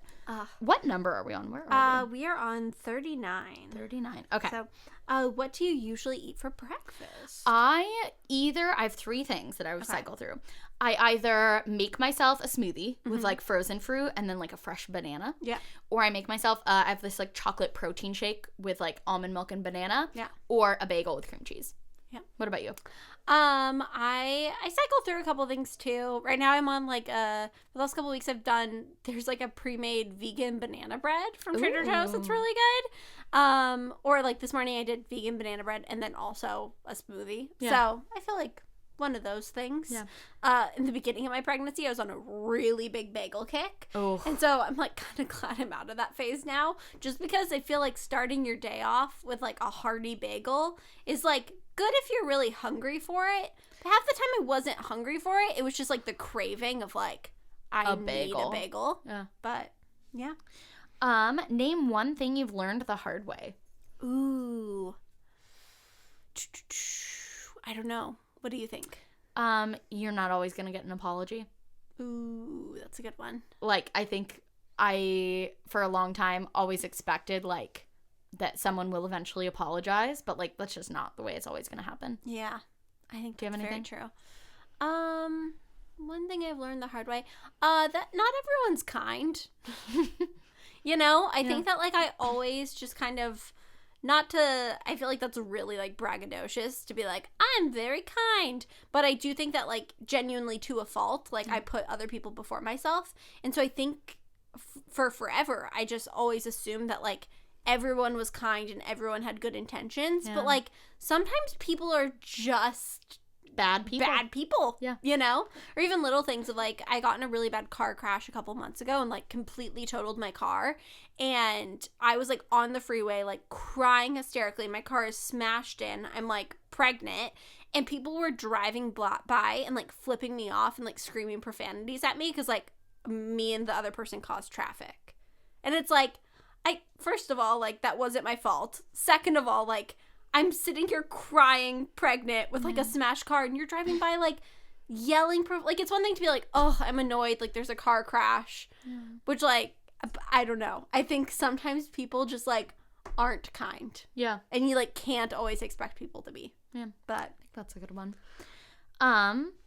What movie would be, this is another one of yours, what movie would be greatly improved if it was made into a musical? Ooh. Do you have one off the top of your head? No, I don't. Ooh, I do. Space Jam. Ooh, Space Jam the musical. I was gonna say Meet the Robinsons or Chicken Little.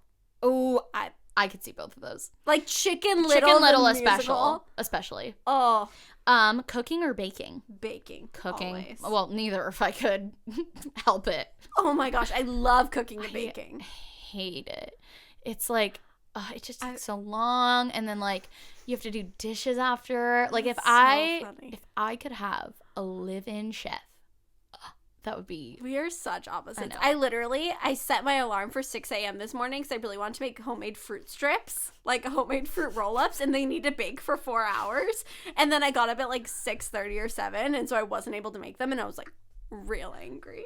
Do you enjoy the after product, or do you just, both? Both. See, that's the thing. Like, I love home-cooked things. Yeah. I don't want to do the cooking. And also, I like knowing, like, what's going into things. Yeah. You know? Like... Yeah. See, I do too, but I don't care enough. Something from your childhood that you still have. Oh, wait, we already did that one. Okay. Oops. The best advice that you've ever gotten. Ooh. I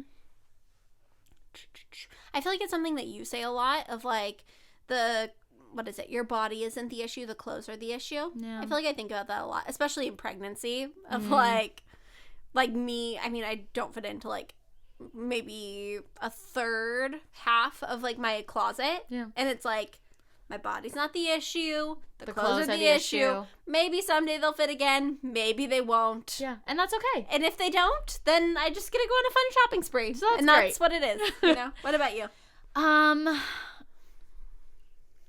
I think sometimes realizing that I don't owe anyone I don't owe everyone something. Yeah. I think a lot of the times, like, even if I just meet someone, I feel like I owe them something.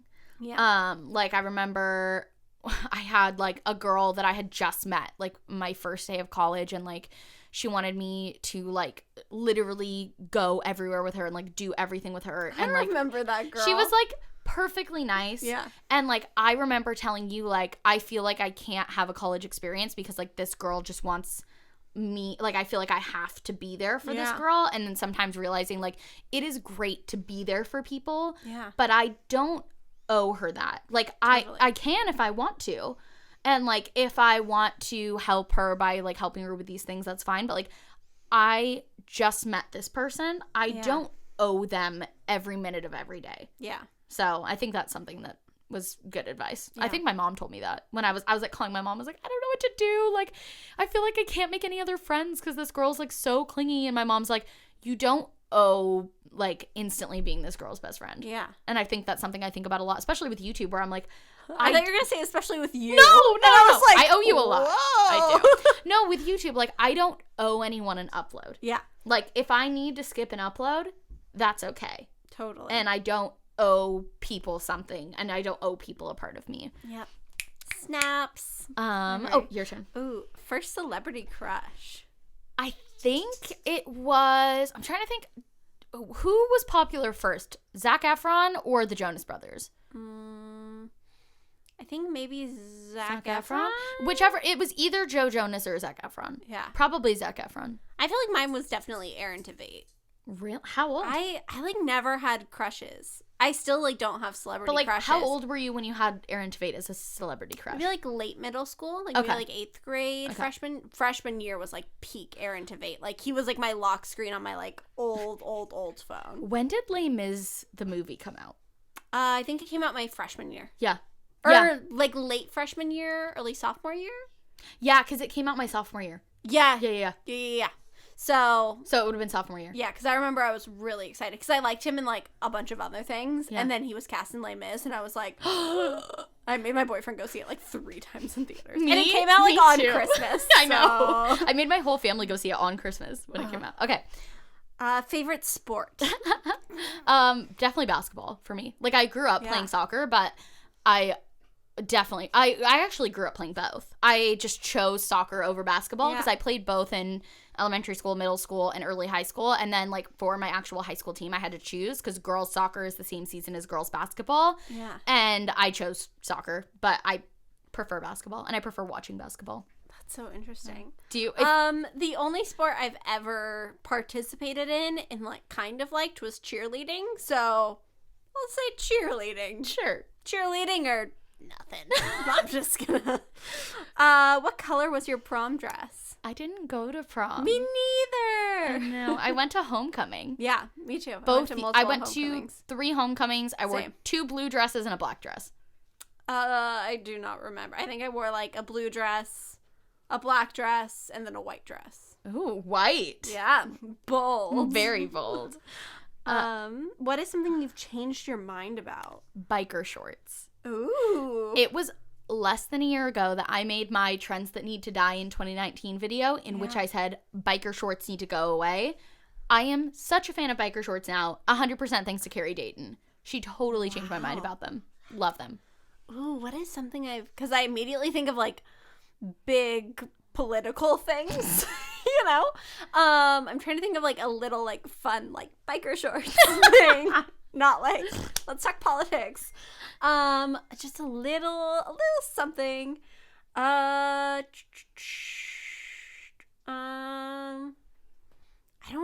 don't know. Can you think of anything that I've changed my opinion on? I feel like I've kind of had the same opinions forever.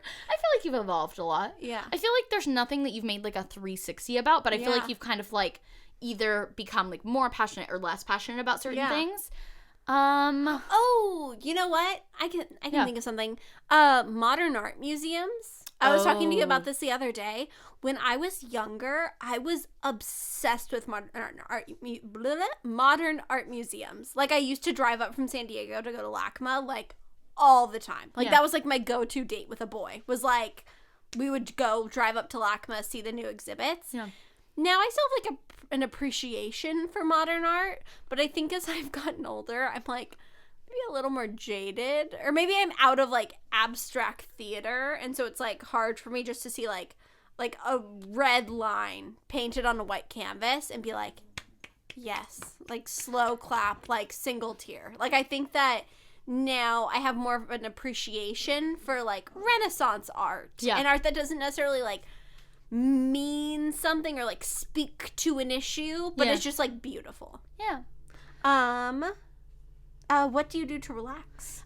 Baths. I am passionate about baths. Whenever people are like, a bath is just sitting in your own dirty water, I'm like, so is a jacuzzi, except it's group water that like doesn't get changed. Do You know, it's so funny. I feel like throughout this podcast, we learn more and more about each other and how we're, like, similar and different. Yeah. Okay, so I love the idea of a bath. Yeah. But I do get, like, you know, I don't go in, like, swimming pools or jacuzzis. Like, I just... Wait, you don't? I've only ever been in a pool with you maybe twice. We've been in our lives. many jacuzzis together. I'm thinking of ClamourCon. Yeah. I'm thinking of the time we went skinny dipping. Uh-huh. And the spa that we went to. Yeah. I can't think of any other time. I've never once been in a place with a jacuzzi with you and you be like, nope. I always, like, sit on the edge, I feel like. Oh. I guess, I don't know, I never thought about it. I just, like, I never go in pools. Okay. I never, like, I just... Yeah. And so I love the idea of a bath because I, like, love relaxing. Yeah. But what I usually do is I, like put, like, I'll diffuse, like, essential oils, Yeah. I'll light a candle, whatever, and then I'll fill up the bath to, like, the draining level and, like, put a bath bomb in, but just soak my feet and, like, put it on, like, a comfy robe. Like, it feels like you're kind of at, like, the nail spa. I guess. But, like, that's so weird. But I feel like that's such a funny, like, overlap of us. That is of so you're true. you're like, I love baths. I don't understand what's gross about it. I'm like, I love baths. I do understand what's gross about it. So I do, like, a hybrid. Well, I think it's valid if you also don't like jacuzzis. Yeah. But I think the argument, and then if you also like jacuzzis, is like, okay, come on. Yeah. I only go in jacuzzis if I'm, like, with people who, like, it's like a social thing. Social activity, yeah. Like, Kyle and I have never been in a jacuzzi, like, just the two of us. Would you ever get your own jacuzzi? No, because I don't think I like jacuzzis enough. Steven and I have been talking about getting a jacuzzi. If we got a Ooh. jacuzzi, would you go in our jacuzzi? Obviously, you can't while you're pregnant, I think, right? Yeah. Eh. I feel like it depends. But anyways. Would you go in our jacuzzi? How often would you clean your jacuzzi? I don't know. Whatever the standard is for cleaning your jacuzzi. If I knew that you were upkeeping your jacuzzi, I would go in your jacuzzi. We're not going up in a beyond, above and beyond, Yeah. like standard jacuzzi cleaning, but like we're right at average. I mean, we're also talking about me post-pregnancy when I can drink. Yeah. So probably. Okay. I'd probably go in your jacuzzi. So Skylar plus drink equals jacuzzi. I guess when we went to the spa, we weren't drinking. No. But I'm trying to think of when you and I have been in jacuzzis together, and I feel like I've always been drinking. Where are we at? Oh, it's my turn. Oh. If you were arrested with no explanation, what would your friends and family assume you had done? That's another me question. was gonna guess. What do you think? Oh, I don't know. I'm trying to think maybe like sassing someone important. Ooh. Like maybe I was like called to court for like a routine traffic ticket and then I was like being real sassy with the judge or something and they were like, take her away. Oh my I have a gosh. problem with authority. This podcast, we're just laying out all of our issues. It's been ongoing, but it's much better now. I think I like in high well, school. now like you are the authority. Not in life. I'm not like Well, but, freaking dictator of the world. Okay, but like you're doing online school, so Yeah. it's not like you like really have to deal with like your teachers. Yeah. And then at work, you're the boss. Yeah. No, Like that's you're true. the boss of your channel. I definitely I think my family would assume that I like talked back to someone important. Yeah. What would I do? It's hard because I feel like me pregnant is very different from me not pregnant. So I'm just gonna say me not pregnant. Can I say what I would assume Yeah. if you were in jail? Yes, please. That you had like kidnapped like animals that were going to be slaughtered from like a slaughterhouse. Yep. And then it was like Skylar, like you were stealing property. The first thing that came to my mind was like running across the street to like get a stray dog or something in traffic. Favorite Star Wars character? Jar Jar Binks. What? Hands down. Duh. Like, are you kidding me? Like, Why? we can move on. Like, I can assume Okay. that your answer is the You same. know what? We're already at an hour and 20 minutes, so I won't ask for an explanation, but I'll let you leave it at that. Mine, definitely Is Obi-Wan. Jar Jar Binks. No. Yours is what? Oh, Jar Jar Binks. Jar Jar Binks is by far the worst character of any movie ever. But I will. Carly also has jaw at the floor. I will go with ironic enjoyment, child Anakin. actual favorite character, Obi-Wan, through all the movies. Oh my god. But child Anakin being like, I'm a person and my name is Anakin. I'm a pilot, you know, and someday I'm going to leave this planet. Like, I love it. Oh my god, I can't believe you just said Jar Jar Binks is the worst Okay, character I will of give all time. you 2 sentences to convince me that Jar Jar Binks is the best character. No, he just Carly, is. will you not? Carly agrees. Bella, look, wagging her tail, agrees. Agrees. Bella kind of is a Jar Jar Binks. She so is. Bella's a big Jar Jar Binks energy. If you could teach one subject in school, what would it be? Drama. Theater. Yeah. What makes you laugh no matter what? Sierra.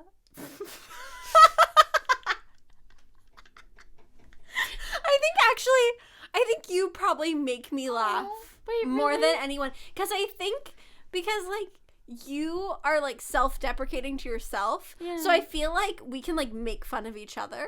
I thought you were going to say, so I feel like we can make fun of you together. No, but and I feel like I've known you for, like, a really, really long time. Yeah. And so I feel like we have a lot of inside jokes. Yeah. And then also, like, we're able to make fun of each other. Yeah. Whereas I feel like all of my other friends are sensitive little flowers like myself. So I have a question for you about that. Mm-hmm. Since I'm like, I have a lot of self-deprecating humor and I like am not easily offended at all. Yeah. Do you feel like you can make fun of me without feeling like, oh no, like did I hurt her feelings? Like, do you think that's why? I think so. Yeah. Like, I feel like I can laugh about you saying, like, oh, if I was a Spice Girl, I would be, like, annoying Spice. Like, I can laugh at that joke. And you don't have to worry about me thinking. Whereas if any of my other friends said that, or if I said that, I feel like I would want people to be like, oh, you're not annoying. Yeah. But since I know, like, our banter and our dynamic, so I feel like I'm trying to think about, like, what kind of things people could say that, like people in my real life that, like, actually would, like, I don't know, like, offend I me. think it's all about, like, the tone of voice. Yeah, and, like, I think so, who's too. saying it and in what context. Because I'm sensitive, but I'm not, like, See, I I'm would say- emotional, but I'm not sensitive. That's what I was going to say. Yeah. So what do you... what makes me laugh no matter what? SNL. I love SNL. You also love South Park. Yeah, but South Park sometimes, like, I'll be like, that's not funny. Like, I don't think all the jokes are funny, and I think sometimes they go too far, and I'm like, I wouldn't have said that. Yeah. Whereas SNL, I'm always, like, just consistently laughing. You're like, wow. A trend that you would like to see disappear forever. Self-hatred. That's my platform. I would love to see that disappear. Wow, I mean... But I guess I also just talked about how much I love self-deprecating humor. So, okay, I guess I'll say, like, valuing some bodies over others. Ooh. I'm going to go a lot more surface. Let's I'm hear just it. going to say neon. Just neon. I like neon. I hate I neon. know, I me also too. really don't like primary colors. Like, I Yeah. feel like I really only You're like, just pastels. I like pastels or jewel tones. And that's Skylar, pastel colors are not a personality type. God.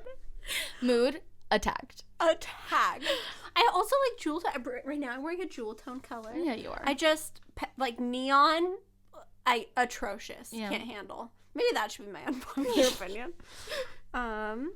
Let's see. Oh, current favorite hobbies. Oh, scrapbooking. Mm-hmm. Love scrapbooking and anything with my Cricut. Do you want to explain what a Cricut is? Because I know what a Cricut is because I watch, like, teacher vlogs. A Cricut is like a machine that can, it's like a fancy cutting machine. So it can, like, cut, like, shapes and draw things and on any kind of, like, so, like, it could cut out vinyl and then I could, like, use, like, a heat transfer to, like, vinyl attach wording to, like, a cup. Or I could, like, cut out like some sort of, like, iron-on lettering and then, like, use heat transfer to attach it to, like, a canvas bag. I feel like we haven't used your Cricut nearly enough. I know. I totally forgot that you had it. I Because I know. feel like we can use it for work stuff. So much We work can use stuff. it for baby shower stuff. Yeah. Like, there's so much stuff. Oh, that's true. I'm gonna use. I just got so excited. Because when I was planning a lot of the decor for your baby shower, I was like, oh, I'm gonna have to, like, find someone on Etsy who can make this. No, Cricut. My Cricut can make has it. got you. What about you? Current favorite I feel like the same hobbies. Do you have any like new ones? Like, have you gotten into, like, bird watching recently or anything like that? I could see you and Kyle doing that. just bird watching? You know what? I do have big bird watching energy. You would totally do. No, like baking, propagating, all the I feel like regular propagating's a little bit new for you. Is it? Like, maybe over the past 6 months to a year? I feel like you didn't much in your like- old apartment. No, because we still had that big propagation wall in our old apartment. Okay. I I feel guess like I just never noticed it before that. yeah. Maybe because I, like, don't talk about it. 'Cause I feel like it's, like, kind of a weird thing to be like, I make plant babies out of my plants. I make my plants make babies know? together. It's kind of like the adult version of having a bog. Yeah, it kind of is. Except it takes, like, a lot more care, which is Yeah. why I don't think I could be good at it. You know. How do you know you're in love? Oh. Well, I think this is hard because I think something that I used to think about this a lot in my late teens is, like, looking back on certain things and certain relationships, I wouldn't call it love, but in that moment, I thought it was love. Yeah. So, like, just because now I have, like, a much deeper understanding of love, does that mean I wasn't in love before, or is it just a different kind of love? Yeah. Like, of course, compared to how much I love Steven, I would say I don't love anything. Yeah. But, like, there were relationships I had before that, like, both friends and romantic relationships, that in that moment, I was like, oh my gosh, I love this person. Yeah. And then just because you've discovered a deeper kind of love, I don't think that invalidates the former kind of love. What do you think? I mean, I agree with that. Yeah. Yeah. So what do you think, like, how do you know that you're in love? Like, how do you know that you're in love with Steven? Or in love with your dogs, or in love with your family, or... I feel like it's one of those things that's, like, You just know. immeasurable. Yeah. Like, I don't know. Like, Yeah. it's just one of those weird, tingly, gooey feelings that, like... Aww. And for me, not being, like, a gooey person, where I'm like, ew, why do I feel like this? Like, why do I want to, like, hug this person? Like, why do I want to, like, be near them? And, like, why do I want to, like, put their needs before mine? Like, it's not a conscious choice of me being like, because I love Steven, I will let him lay in bed while I take the dogs out. It's just like, oh, he's so comfy. I'll take the dogs out. Aww. So it's like that weird, immeasurable, icky, gooey feeling. What I'll about just you? agree with that. Yeah. Okay. Television shows you've binged recently. Skylar, you did this. I am into RuPaul's Drag Race now. Yes! I just finished season 5, so I'm doing the first season of All Stars now. Oh, I'm so excited. I am fully invested. Yes. So into it. And, like, to be honest, the first couple seasons of Drag Race, like, aren't necessarily it. Yeah. Like, But I think they're it, because that's... But, like, just you it just wait. gets better. It just gets better. I feel like there was kind of, like, a peak in the middle. It's still good, Yeah. but, like, just Like, what do you think is, like, the best season? Like, what should I be, like, Ooh. when I see... All-Stars season, I don't know the number, but it's the one that had, like, Alyssa, Alaska, like, all of the good. I think that's season 2. I think it's the second Yeah, All-Stars. of All Stars. I mean, I'm not there yet, Yeah. but because I just finished the season that Alyssa and Alaska were on, Yeah. and then I saw, like, on Reddit that they were on season 2 of Yeah. All Stars. Anyways, Oh, what's big something that fan. you've binged recently? What's something I've been through? Oh, Schitt's Creek. Oh, really? Do you like it? I loved it. Yeah. Finished the entire Oh, wow. series. Yeah. I think there's only one season left, but 10 out of 10 would recommend. Wow. Just great show. Good to know. Let's see. What do you turn to when you're sad? Ooh. Or who do you turn to when you're Who sad? do I turn to? It depends on different kinds of sadness. Yeah. I have different people that I turn to for different things.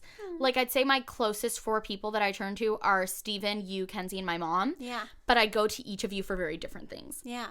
That's very sweet. So I think it depends. What about you? I feel like I only go to Kyle. Really? Yeah. I don't think I ever go to anyone else. Yeah.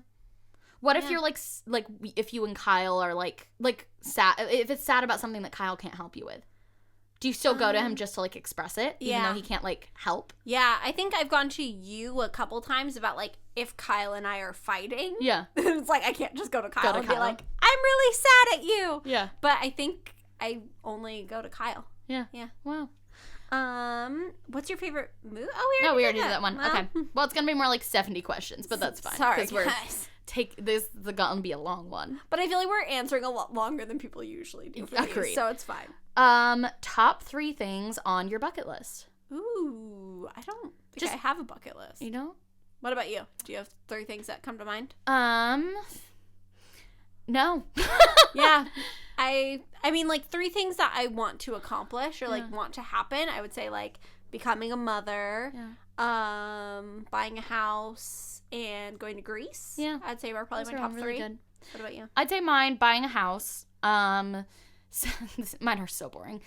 Setting up my retirement so that it's comfortable now in my 20s so that when I retire, everything's good, because as most millennials know, most of us are going to be pretty screwed over for retirement. So just getting to myself to a place where I feel okay. Yeah. And I think just creating meaningful relationships with my family. That's very sweet. Favorite quote?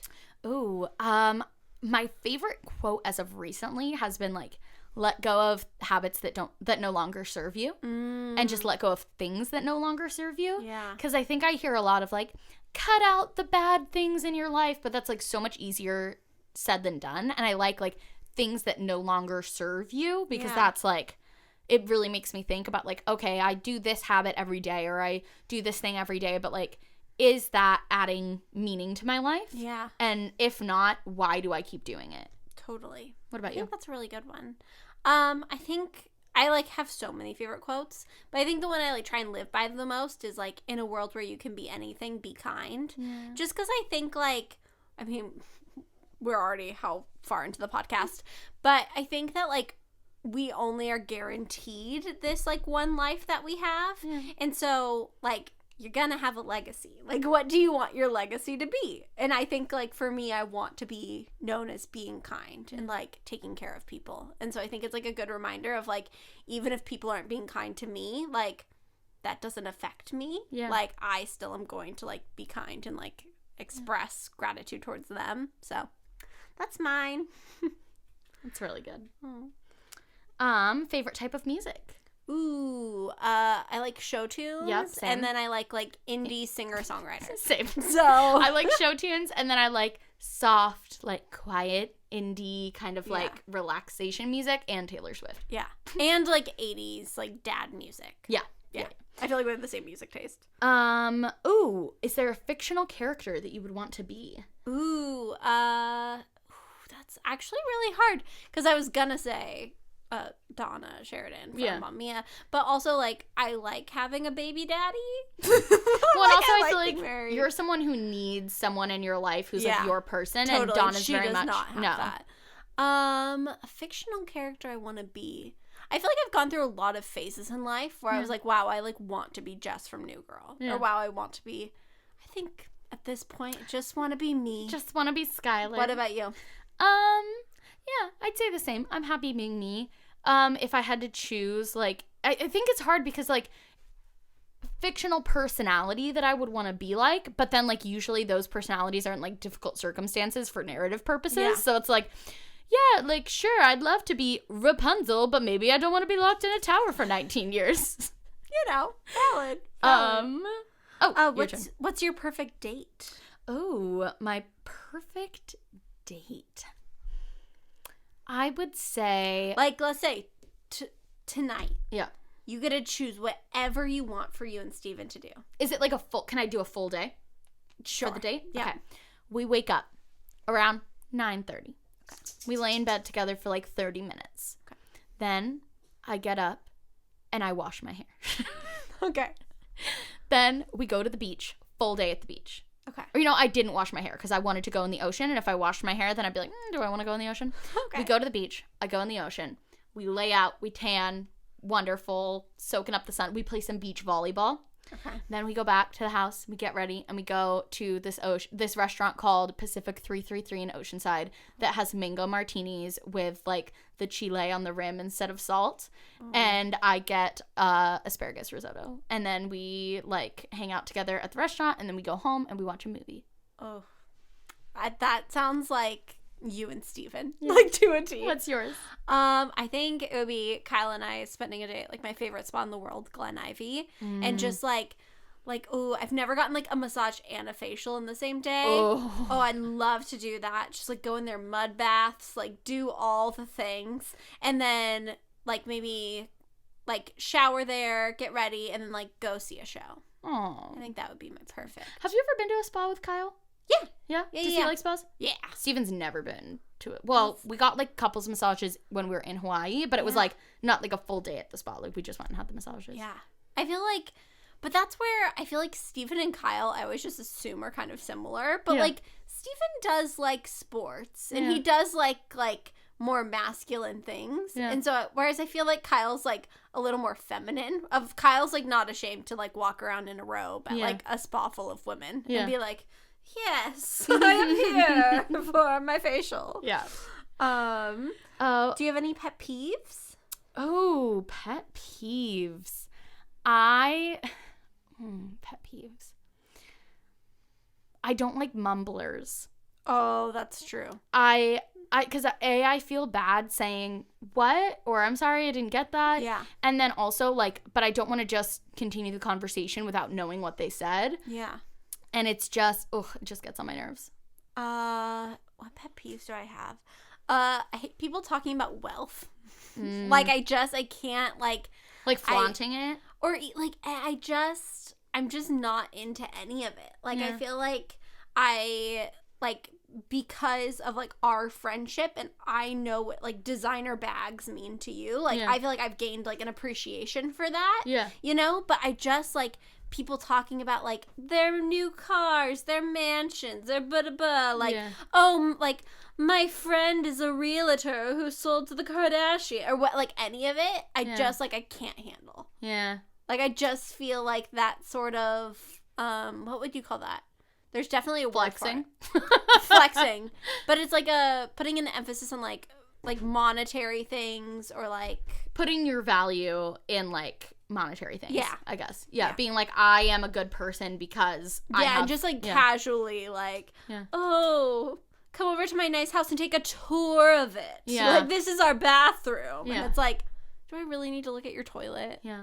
I don't know. Also, I've decided I think that black toilets are the ultimate sign of wealth. Have you ever seen someone with a black toilet? No. I went to a graduation party at someone's house who was, like, the family member who was hosting it had, like, the biggest house I've ever seen. Yeah. And I went in the bathroom and it was a black toilet, like, black marble toilet. And I was like, I feel like my butt is not worthy of sitting on this black throne. That's so funny. See, I feel like I want everything white in my house. So the fact that toilets come in white, I feel like if toilets came in, like, green, I probably would have, like, spray painted my toilet white by now. Yeah.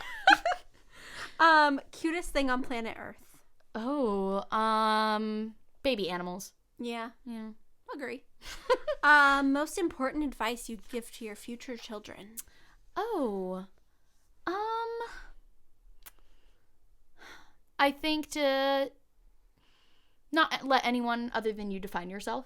Yeah. Like, don't put your worth in anything other than you and God, because those are the only two things in my understanding of the world that should be able to define you. Yeah. I think that's really great.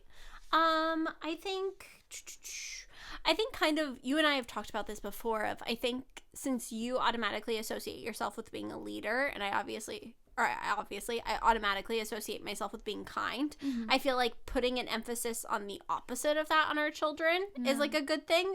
I feel like I really want to make sure that my child knows, like, they can be anything they want to be, and, like, they're strong and they're brave and they're all those things, because I think that, like, kind of naturally I'll teach, like, softness and, like, the please and thank yous without and trying gratitude. You'll instill that into your children, whereas I think I'll have to, like, actively think to teach them, like, hey, you can go down the water slide because, like, you're a big kid. Yeah. Like, you can do it, yeah. You know? Because I don't think I naturally just, like, exude that. Yeah. Which is another thing that I think is going to be nice about, like, us being in each other's kids' lives is, like, because we are so opposite, being able to, like, kind of be a guide figure in that, too. That, like, I know that when I have kids... You're my son's guide parent. Like, if I send my future child to your house, I know that they're going to come back a little bit kinder, which is sweet. Wow, cheers. Where do you see yourself in 10 years? Okay, in 10 years, it'll be 2029. Okay. And I will be I'm going to have in a my 9-year-old? Yeah. Whoa. You'll have a 9-year-old. I'll be in my 30s. I hope to have 2 or 3 children. Mm-hmm. I hope to be comfortable in my career, hopefully still doing YouTube, but not defined necessarily by my career, like that I have other things in my life that I'm passionate about, like my family. I hope to still live in San Diego, I think for sure. Yeah. And hang out with my family a lot. I don't know. Like, I feel like as I get older, I start to, like, appreciate those relationships more, which I feel like has been kind of, like, a reoccurring theme in this podcast of me just being like, I just want to be close with my family. You also just spent, 13 hours with your brother yesterday? Yeah, so that's true. That's a big part of it. Helpful. I'm like, oh my gosh, you're so old. I love you so much. Where do I see myself in 10 years? I feel like hopefully just happy. Aw. Like, Kyle and I aren't sure if we're going to have one child or two. Yeah. Like, this might be our only child. So I feel like it just hopefully, like, present and happy and, like, not letting the little things, like, knock me off my course. Because I think I'm such a sensitive person that, like, I think, I get really, really affected by things. And so I hope that, like, I found more of a balance. Yeah. You know? Yeah. Hi, Bella. Hi, princess. Okay, so here's my Bella, you'll probably be dead in 10 years. Oh! But I'll still love you. Aww. Okay, so here's my question. Yeah. What is the sexiest and least sexy name? So there was a joke in Family Guy that the least sexy name is Keith. So I'm going to go with that's the least sexy name. Okay. Just because then, like, if someone's name is Keith, it wasn't my thing. That was, like, Family Guy. And the sexiest name, ooh. I feel like you have to kind of say Steven. But Steven's not the sexiest name. Steven's the sexiest person to me. But I don't think it's, like, I don't hear the name Steven and instantly think, like, sex god. Steven's gonna be so sad. Like, no, but, like, Steven is, but, like, the name itself is not, like... Steven is? Wow, we're getting wild. The name itself isn't, like, a sexy name. I get it. Like, especially with the PH, like, it's a little more dad. I get it. Like, would you say Kyle's the sexiest name? No, See? for sure Exactly. But, like, I joke to Kyle frequently. Like, I would have not named him Kyle. Like, I just don't like that name. Oh, the sexiest name. I don't know. Do you have one? I feel like any, like, British name, like Theodore, William, like... Sex. Yeah. Those are not sexy. Like, I think of, like, I don't know, Those are like, cute. proper names, I feel like are sexy. Nope, Like disagree. Edward from Twilight. Edward, yeah. When I think the name Edward, I instantly think sex god. That's what I think. Okay. And then least sexy, I feel like I have to go with, like, a Karen. Yeah. Like a female, like, momager. Oh, you know what I kind of see as, like, a sexy name? Ooh. The name Serena. Because it's like you're like a siren, like you're like a freaking mermaid or something. Wow. Like you're like a sexy. I also think that might be like the Gossip Girl effect. Oh yeah, You know? Blair and Serena. Those are the. I'll go with Chuck, as in Chuck Bass. Wow, love. Oh, okay. This was my only question that I put on the list. Do you think we're living in a simulation? I was talking about this with my little brother yesterday. Okay. And I was like, do you think we're living in a simulation? And I was like, I don't think we are, but I think there's a possibility. Mm-hmm. And we were looking around. We were standing on, like, the Columbia sailing ship. And he's, like, looking around. He's like, I just find it hard to believe that some of these people aren't CPUs. There was, like, like a woman, like, who was, like, eating a corn on the cob and just kind of, like, staring at it and, like, zoning out. And he's like, come on. That is Don't you think that woman's funny. maybe a CPU? And there was, like, a little kid who just, like, repeatedly was, like, there was, like, a bell, just, like, over and over, just, like, banging the bell. And he's like, that's totally a CPU. And I was like, because I know you don't play a lot of video games, but, like, I grew up playing a lot of video games. And Steven pointed this out. He's like, you're kind of a gamer. Like, I play a lot of games on my phone, but I don't play, like, a lot of traditional video games. Yeah. There are a lot of people that you interact with in the world where it kind of seems like they're just a CPU, like putting in the text that was input into the game. That is so funny. But what do you think? See, I think absolutely not.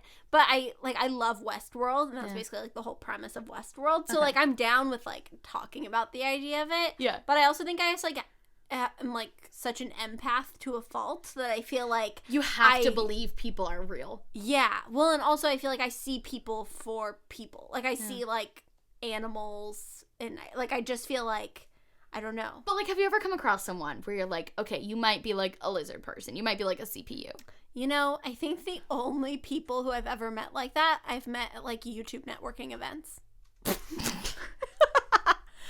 I don't think I've ever just met like a cashier at Starbucks and been like, I think there's something weird here. Yeah, but I think haven't. there have been like a couple of people in the, not, I shouldn't say YouTube networking, I should say entertainment industry, where it's just like, do you like have like what is your perception on life? Yeah. You know? I don't know. What about you? Do you feel like you meet lizard people a lot? Well, I think that's a different question than if we live in a simulation. That's what you asked me. I don't think we're living in a simulation. Okay.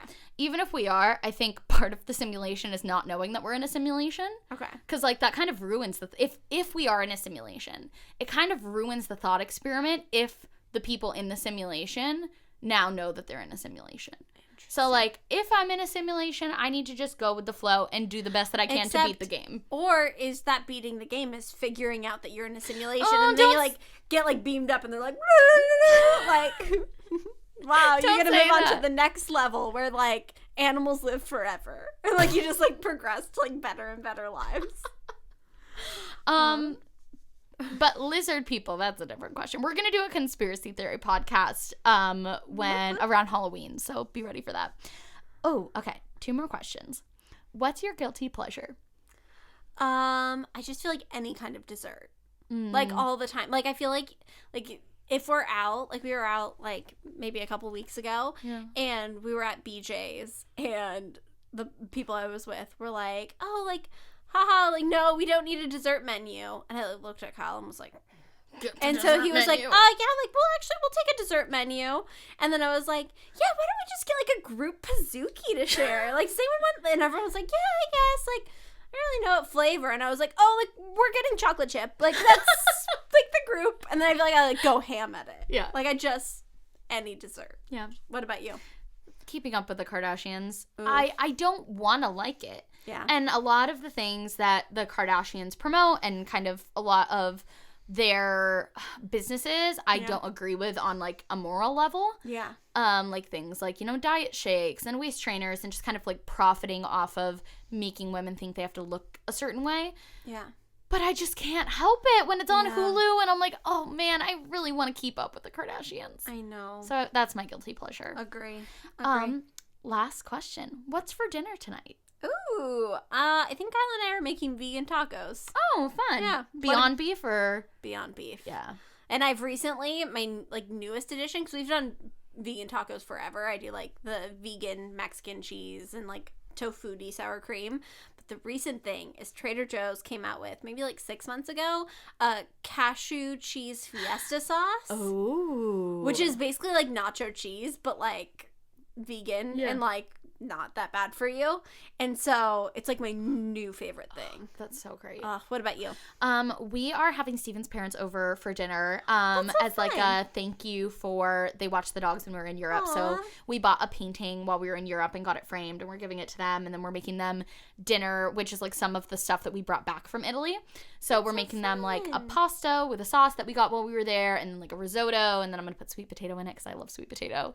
So yeah, that's what's for dinner. That's so and fun. Salad. Oh my gosh, I hope I get to see them. Yeah, I hope so too.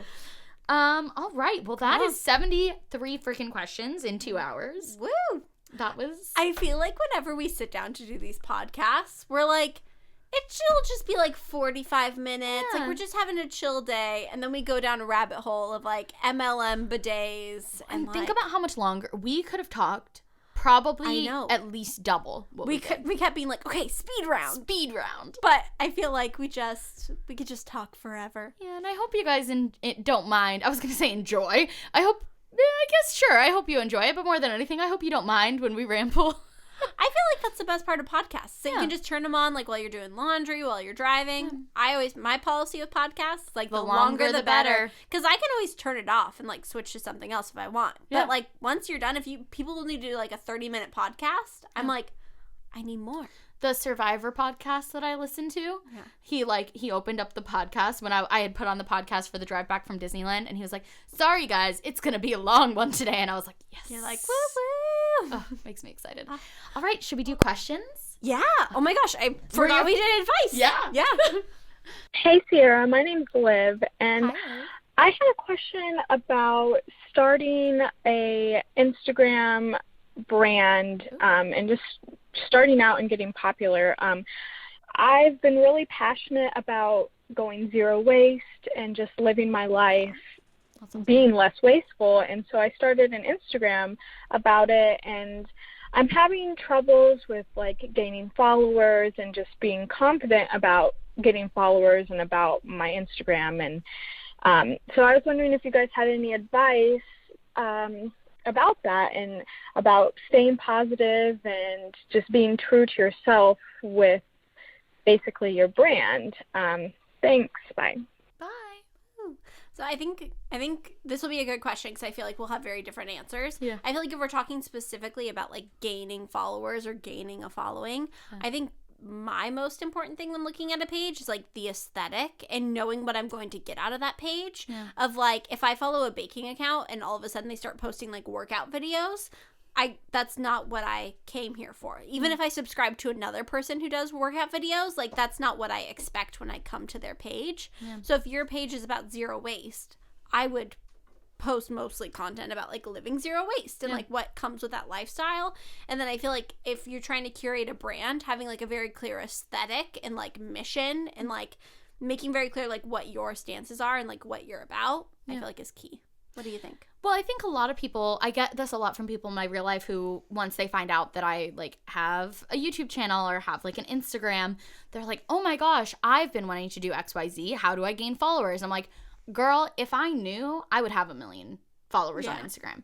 Like I would have 10 million. I would have 20 million. Like if there was some secret code to crack to be able to magically gain, we all would have already done it. Yeah. So I think it's important to remember that there is no secret sauce, and everyone's kind of little recipe of their own secret sauce is going to be a little bit different. And like, don't put too much importance into that either. Yes. I feel like I see a lot of like small brands that will like pop up where I can tell that they're like buying followers or using like weird hashtags or tagging a bunch of people. I feel like hashtags can be good if they're used in the correct application, but any of the other things I just feel like are bad business. Yeah, hashtags are actually really great for growth, especially I'm sure for something like zero waste. Yeah. In terms of practicality, there's a website called Display Purposes where you type in just one word, so you could type in zero waste and it would generate like the 25 or 30 most popular hashtags for zero waste. Yeah. So those are specific, but I wouldn't don't spam every post with like hashtag girl, hashtag beach, hashtag like for like. Do hashtags that are relevant to the kind of people that you want to follow you. Totally. And that's another thing is like all followers are not created equal. Yeah. You could buy 10,000 followers, but that doesn't actually give an impact. There's no one actually really caring and following.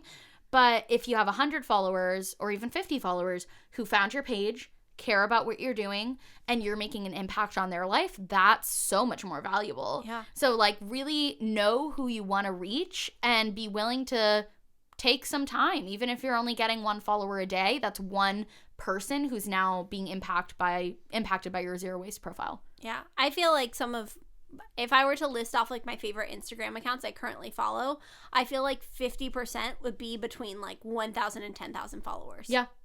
Like realistically, because I feel like they're like being honest, they're being who they are, they aren't doing it for like any reason other than they love it, you know? Yeah. And so I feel like there are great things that come with having a lot of followers, but also there are some like not so great things. So yeah. I think also engage with the community that you do have. I think a lot of the times there's this feeling of like you were saying, of feeling like you need to validate yourself by having a certain amount of followers. But even if you have 10 followers and you get 1 comment on a photo, respond to that comment. Yeah. You know?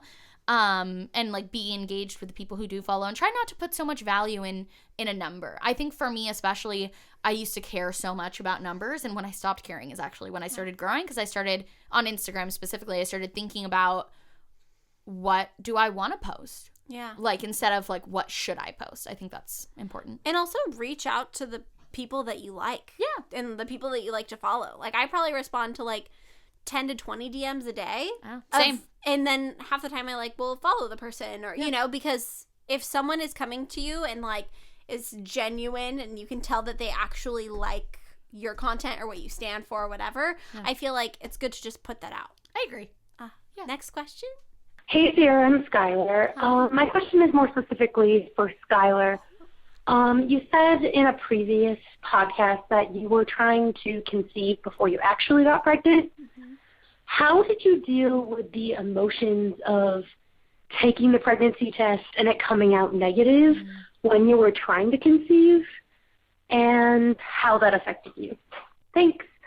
Oh, well, I'm assuming that you're probably trying to conceive or getting to that point. So congratulations. It's a very exciting time. Yeah. I think that for sure was the hardest part for me was like that, because it's called like the 2-week wait. And then like when you can finally test, I feel like I always like tested as early as possible. And then if I got a negative, I'd be like, oh, well, just because I'm testing like 8 days before my period. Like it shouldn't pop up anyways.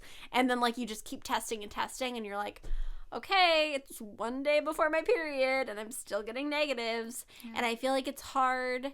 It's hard because I feel like we go our whole lives thinking that like our periods are just such like a normal thing. Like you just get it once a month, use a tampon or a pad or whatever floats your boat, and like that's just what it is. But when you're trying to conceive, it like becomes more than that. And so I think like being able to handle those emotions and also know that like you're valid and like being upset that you're not pregnant. I think that it's hard because especially on the internet or even talking to friends or family, like I would talk to people who were like, yeah, it took me 3 years to conceive.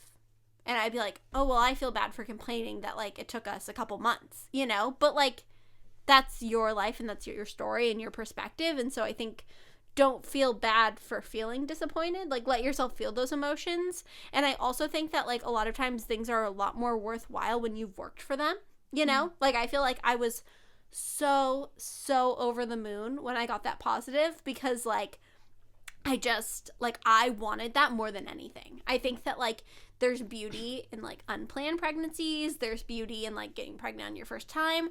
But I do think that there is something cool that also comes with having tried and finally getting something that like you and your partner have both wanted for so long, you know? I think that's really good advice. Woo-woo. All right, next question. Hi, Sierra and Skylar. My name is Morgan. I'm from Nashville, Tennessee. First and foremost, I love you guys. You are so kind and sweet and We love you, Morgan. have really helped me in my body positive journey. I just appreciate you all more than you will ever know. But my question is about Disneyland. My boyfriend and I are going to Disneyland to celebrate our 4-year anniversary in the middle of October. So what are some must-dos? What are some skips? Some good restaurants to eat at in either the parks or downtown Disney? The name of the place with the pasta Sierra loves? Really anything that you have to recommend. I'd love to hear it. Thank you guys so much for everything again. Have a great day. Bye. Oh, thank you, Morgan. That's so sweet. Well, you were at Disney yesterday, so do you want to start? So my first piece of advice would be to do everything you can. That what I like at Disneyland, what Skylar likes at Disneyland, what everyone likes at Disneyland is going to be different. Mm-hmm. So just because it's someone that you know in your personal life or someone that you see online is like, oh, you don't go on this ride, it's not worth it, or don't see this show, that might be your favorite part. Yeah. So, take people's advice, process it, and then decide what you want to do, and I'd say try a little bit of everything. Yeah. I think, like, my most practical tip is if you're flying out to get Max Pass. Yes. It's like a, $10 add-on, and then you get Fast Passes all throughout the day. And you can do it from your phone. So normally, like, let's say you are at Space Mountain and you want to get a Fast Pass for Haunted Mansion. It would be probably a 15-minute walk there, get the Fast Pass, and then walk back. Whereas while you're in line for Space Mountain, you can go on your phone, you can click Fast Pass, get a Fast Pass for Haunted Mansion. After Space Mountain, you walk over there and you get to go right on the ride. Yeah. And then set alarms on your phone because it'll tell you, you can get another Fast Pass at 12:02. So set that alarm on your phone, 12:02, because you'll get distracted throughout the day. Yeah. And you will probably be able to use Max Pass for at least half of the rides that you go on. Yeah. I agree. In terms of food places, the pasta place that I love is it called Boardwalk Grill? I'm not sure. It's like it's right next to Paradise Pier. Right next to Goofy's Sky School. Yeah. Across from the swings. Also, if you're looking in downtown Disney, there's a restaurant I really like called Tortilla Joe's. Mm-hmm. It's like a fun sit-down restaurant. You can kind of get out of the park for a little bit, but it's not too far. They do tableside guacamole, which is really fun. Yeah. They have like margaritas and stuff. Also, I would say don't discount the kiddie rides because they are like kind of like a fun, magical part of Disneyland, even if Yeah. you're just going with your boyfriend. Like, go on It's a Small World, because it's kind of iconic. Yeah.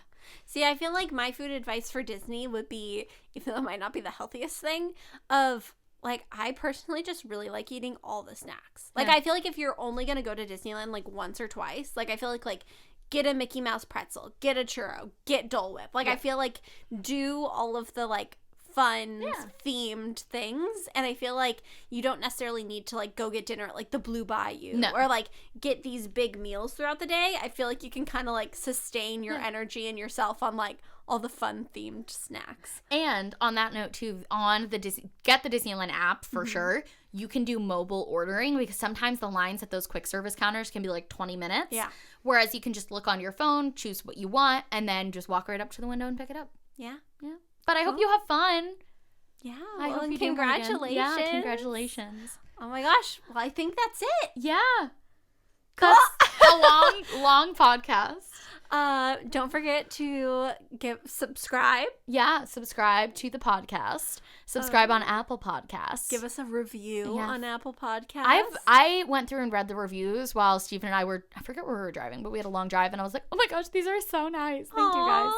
Aw. So I hope you enjoyed this episode, and we will see you next Monday. Bye. Bye.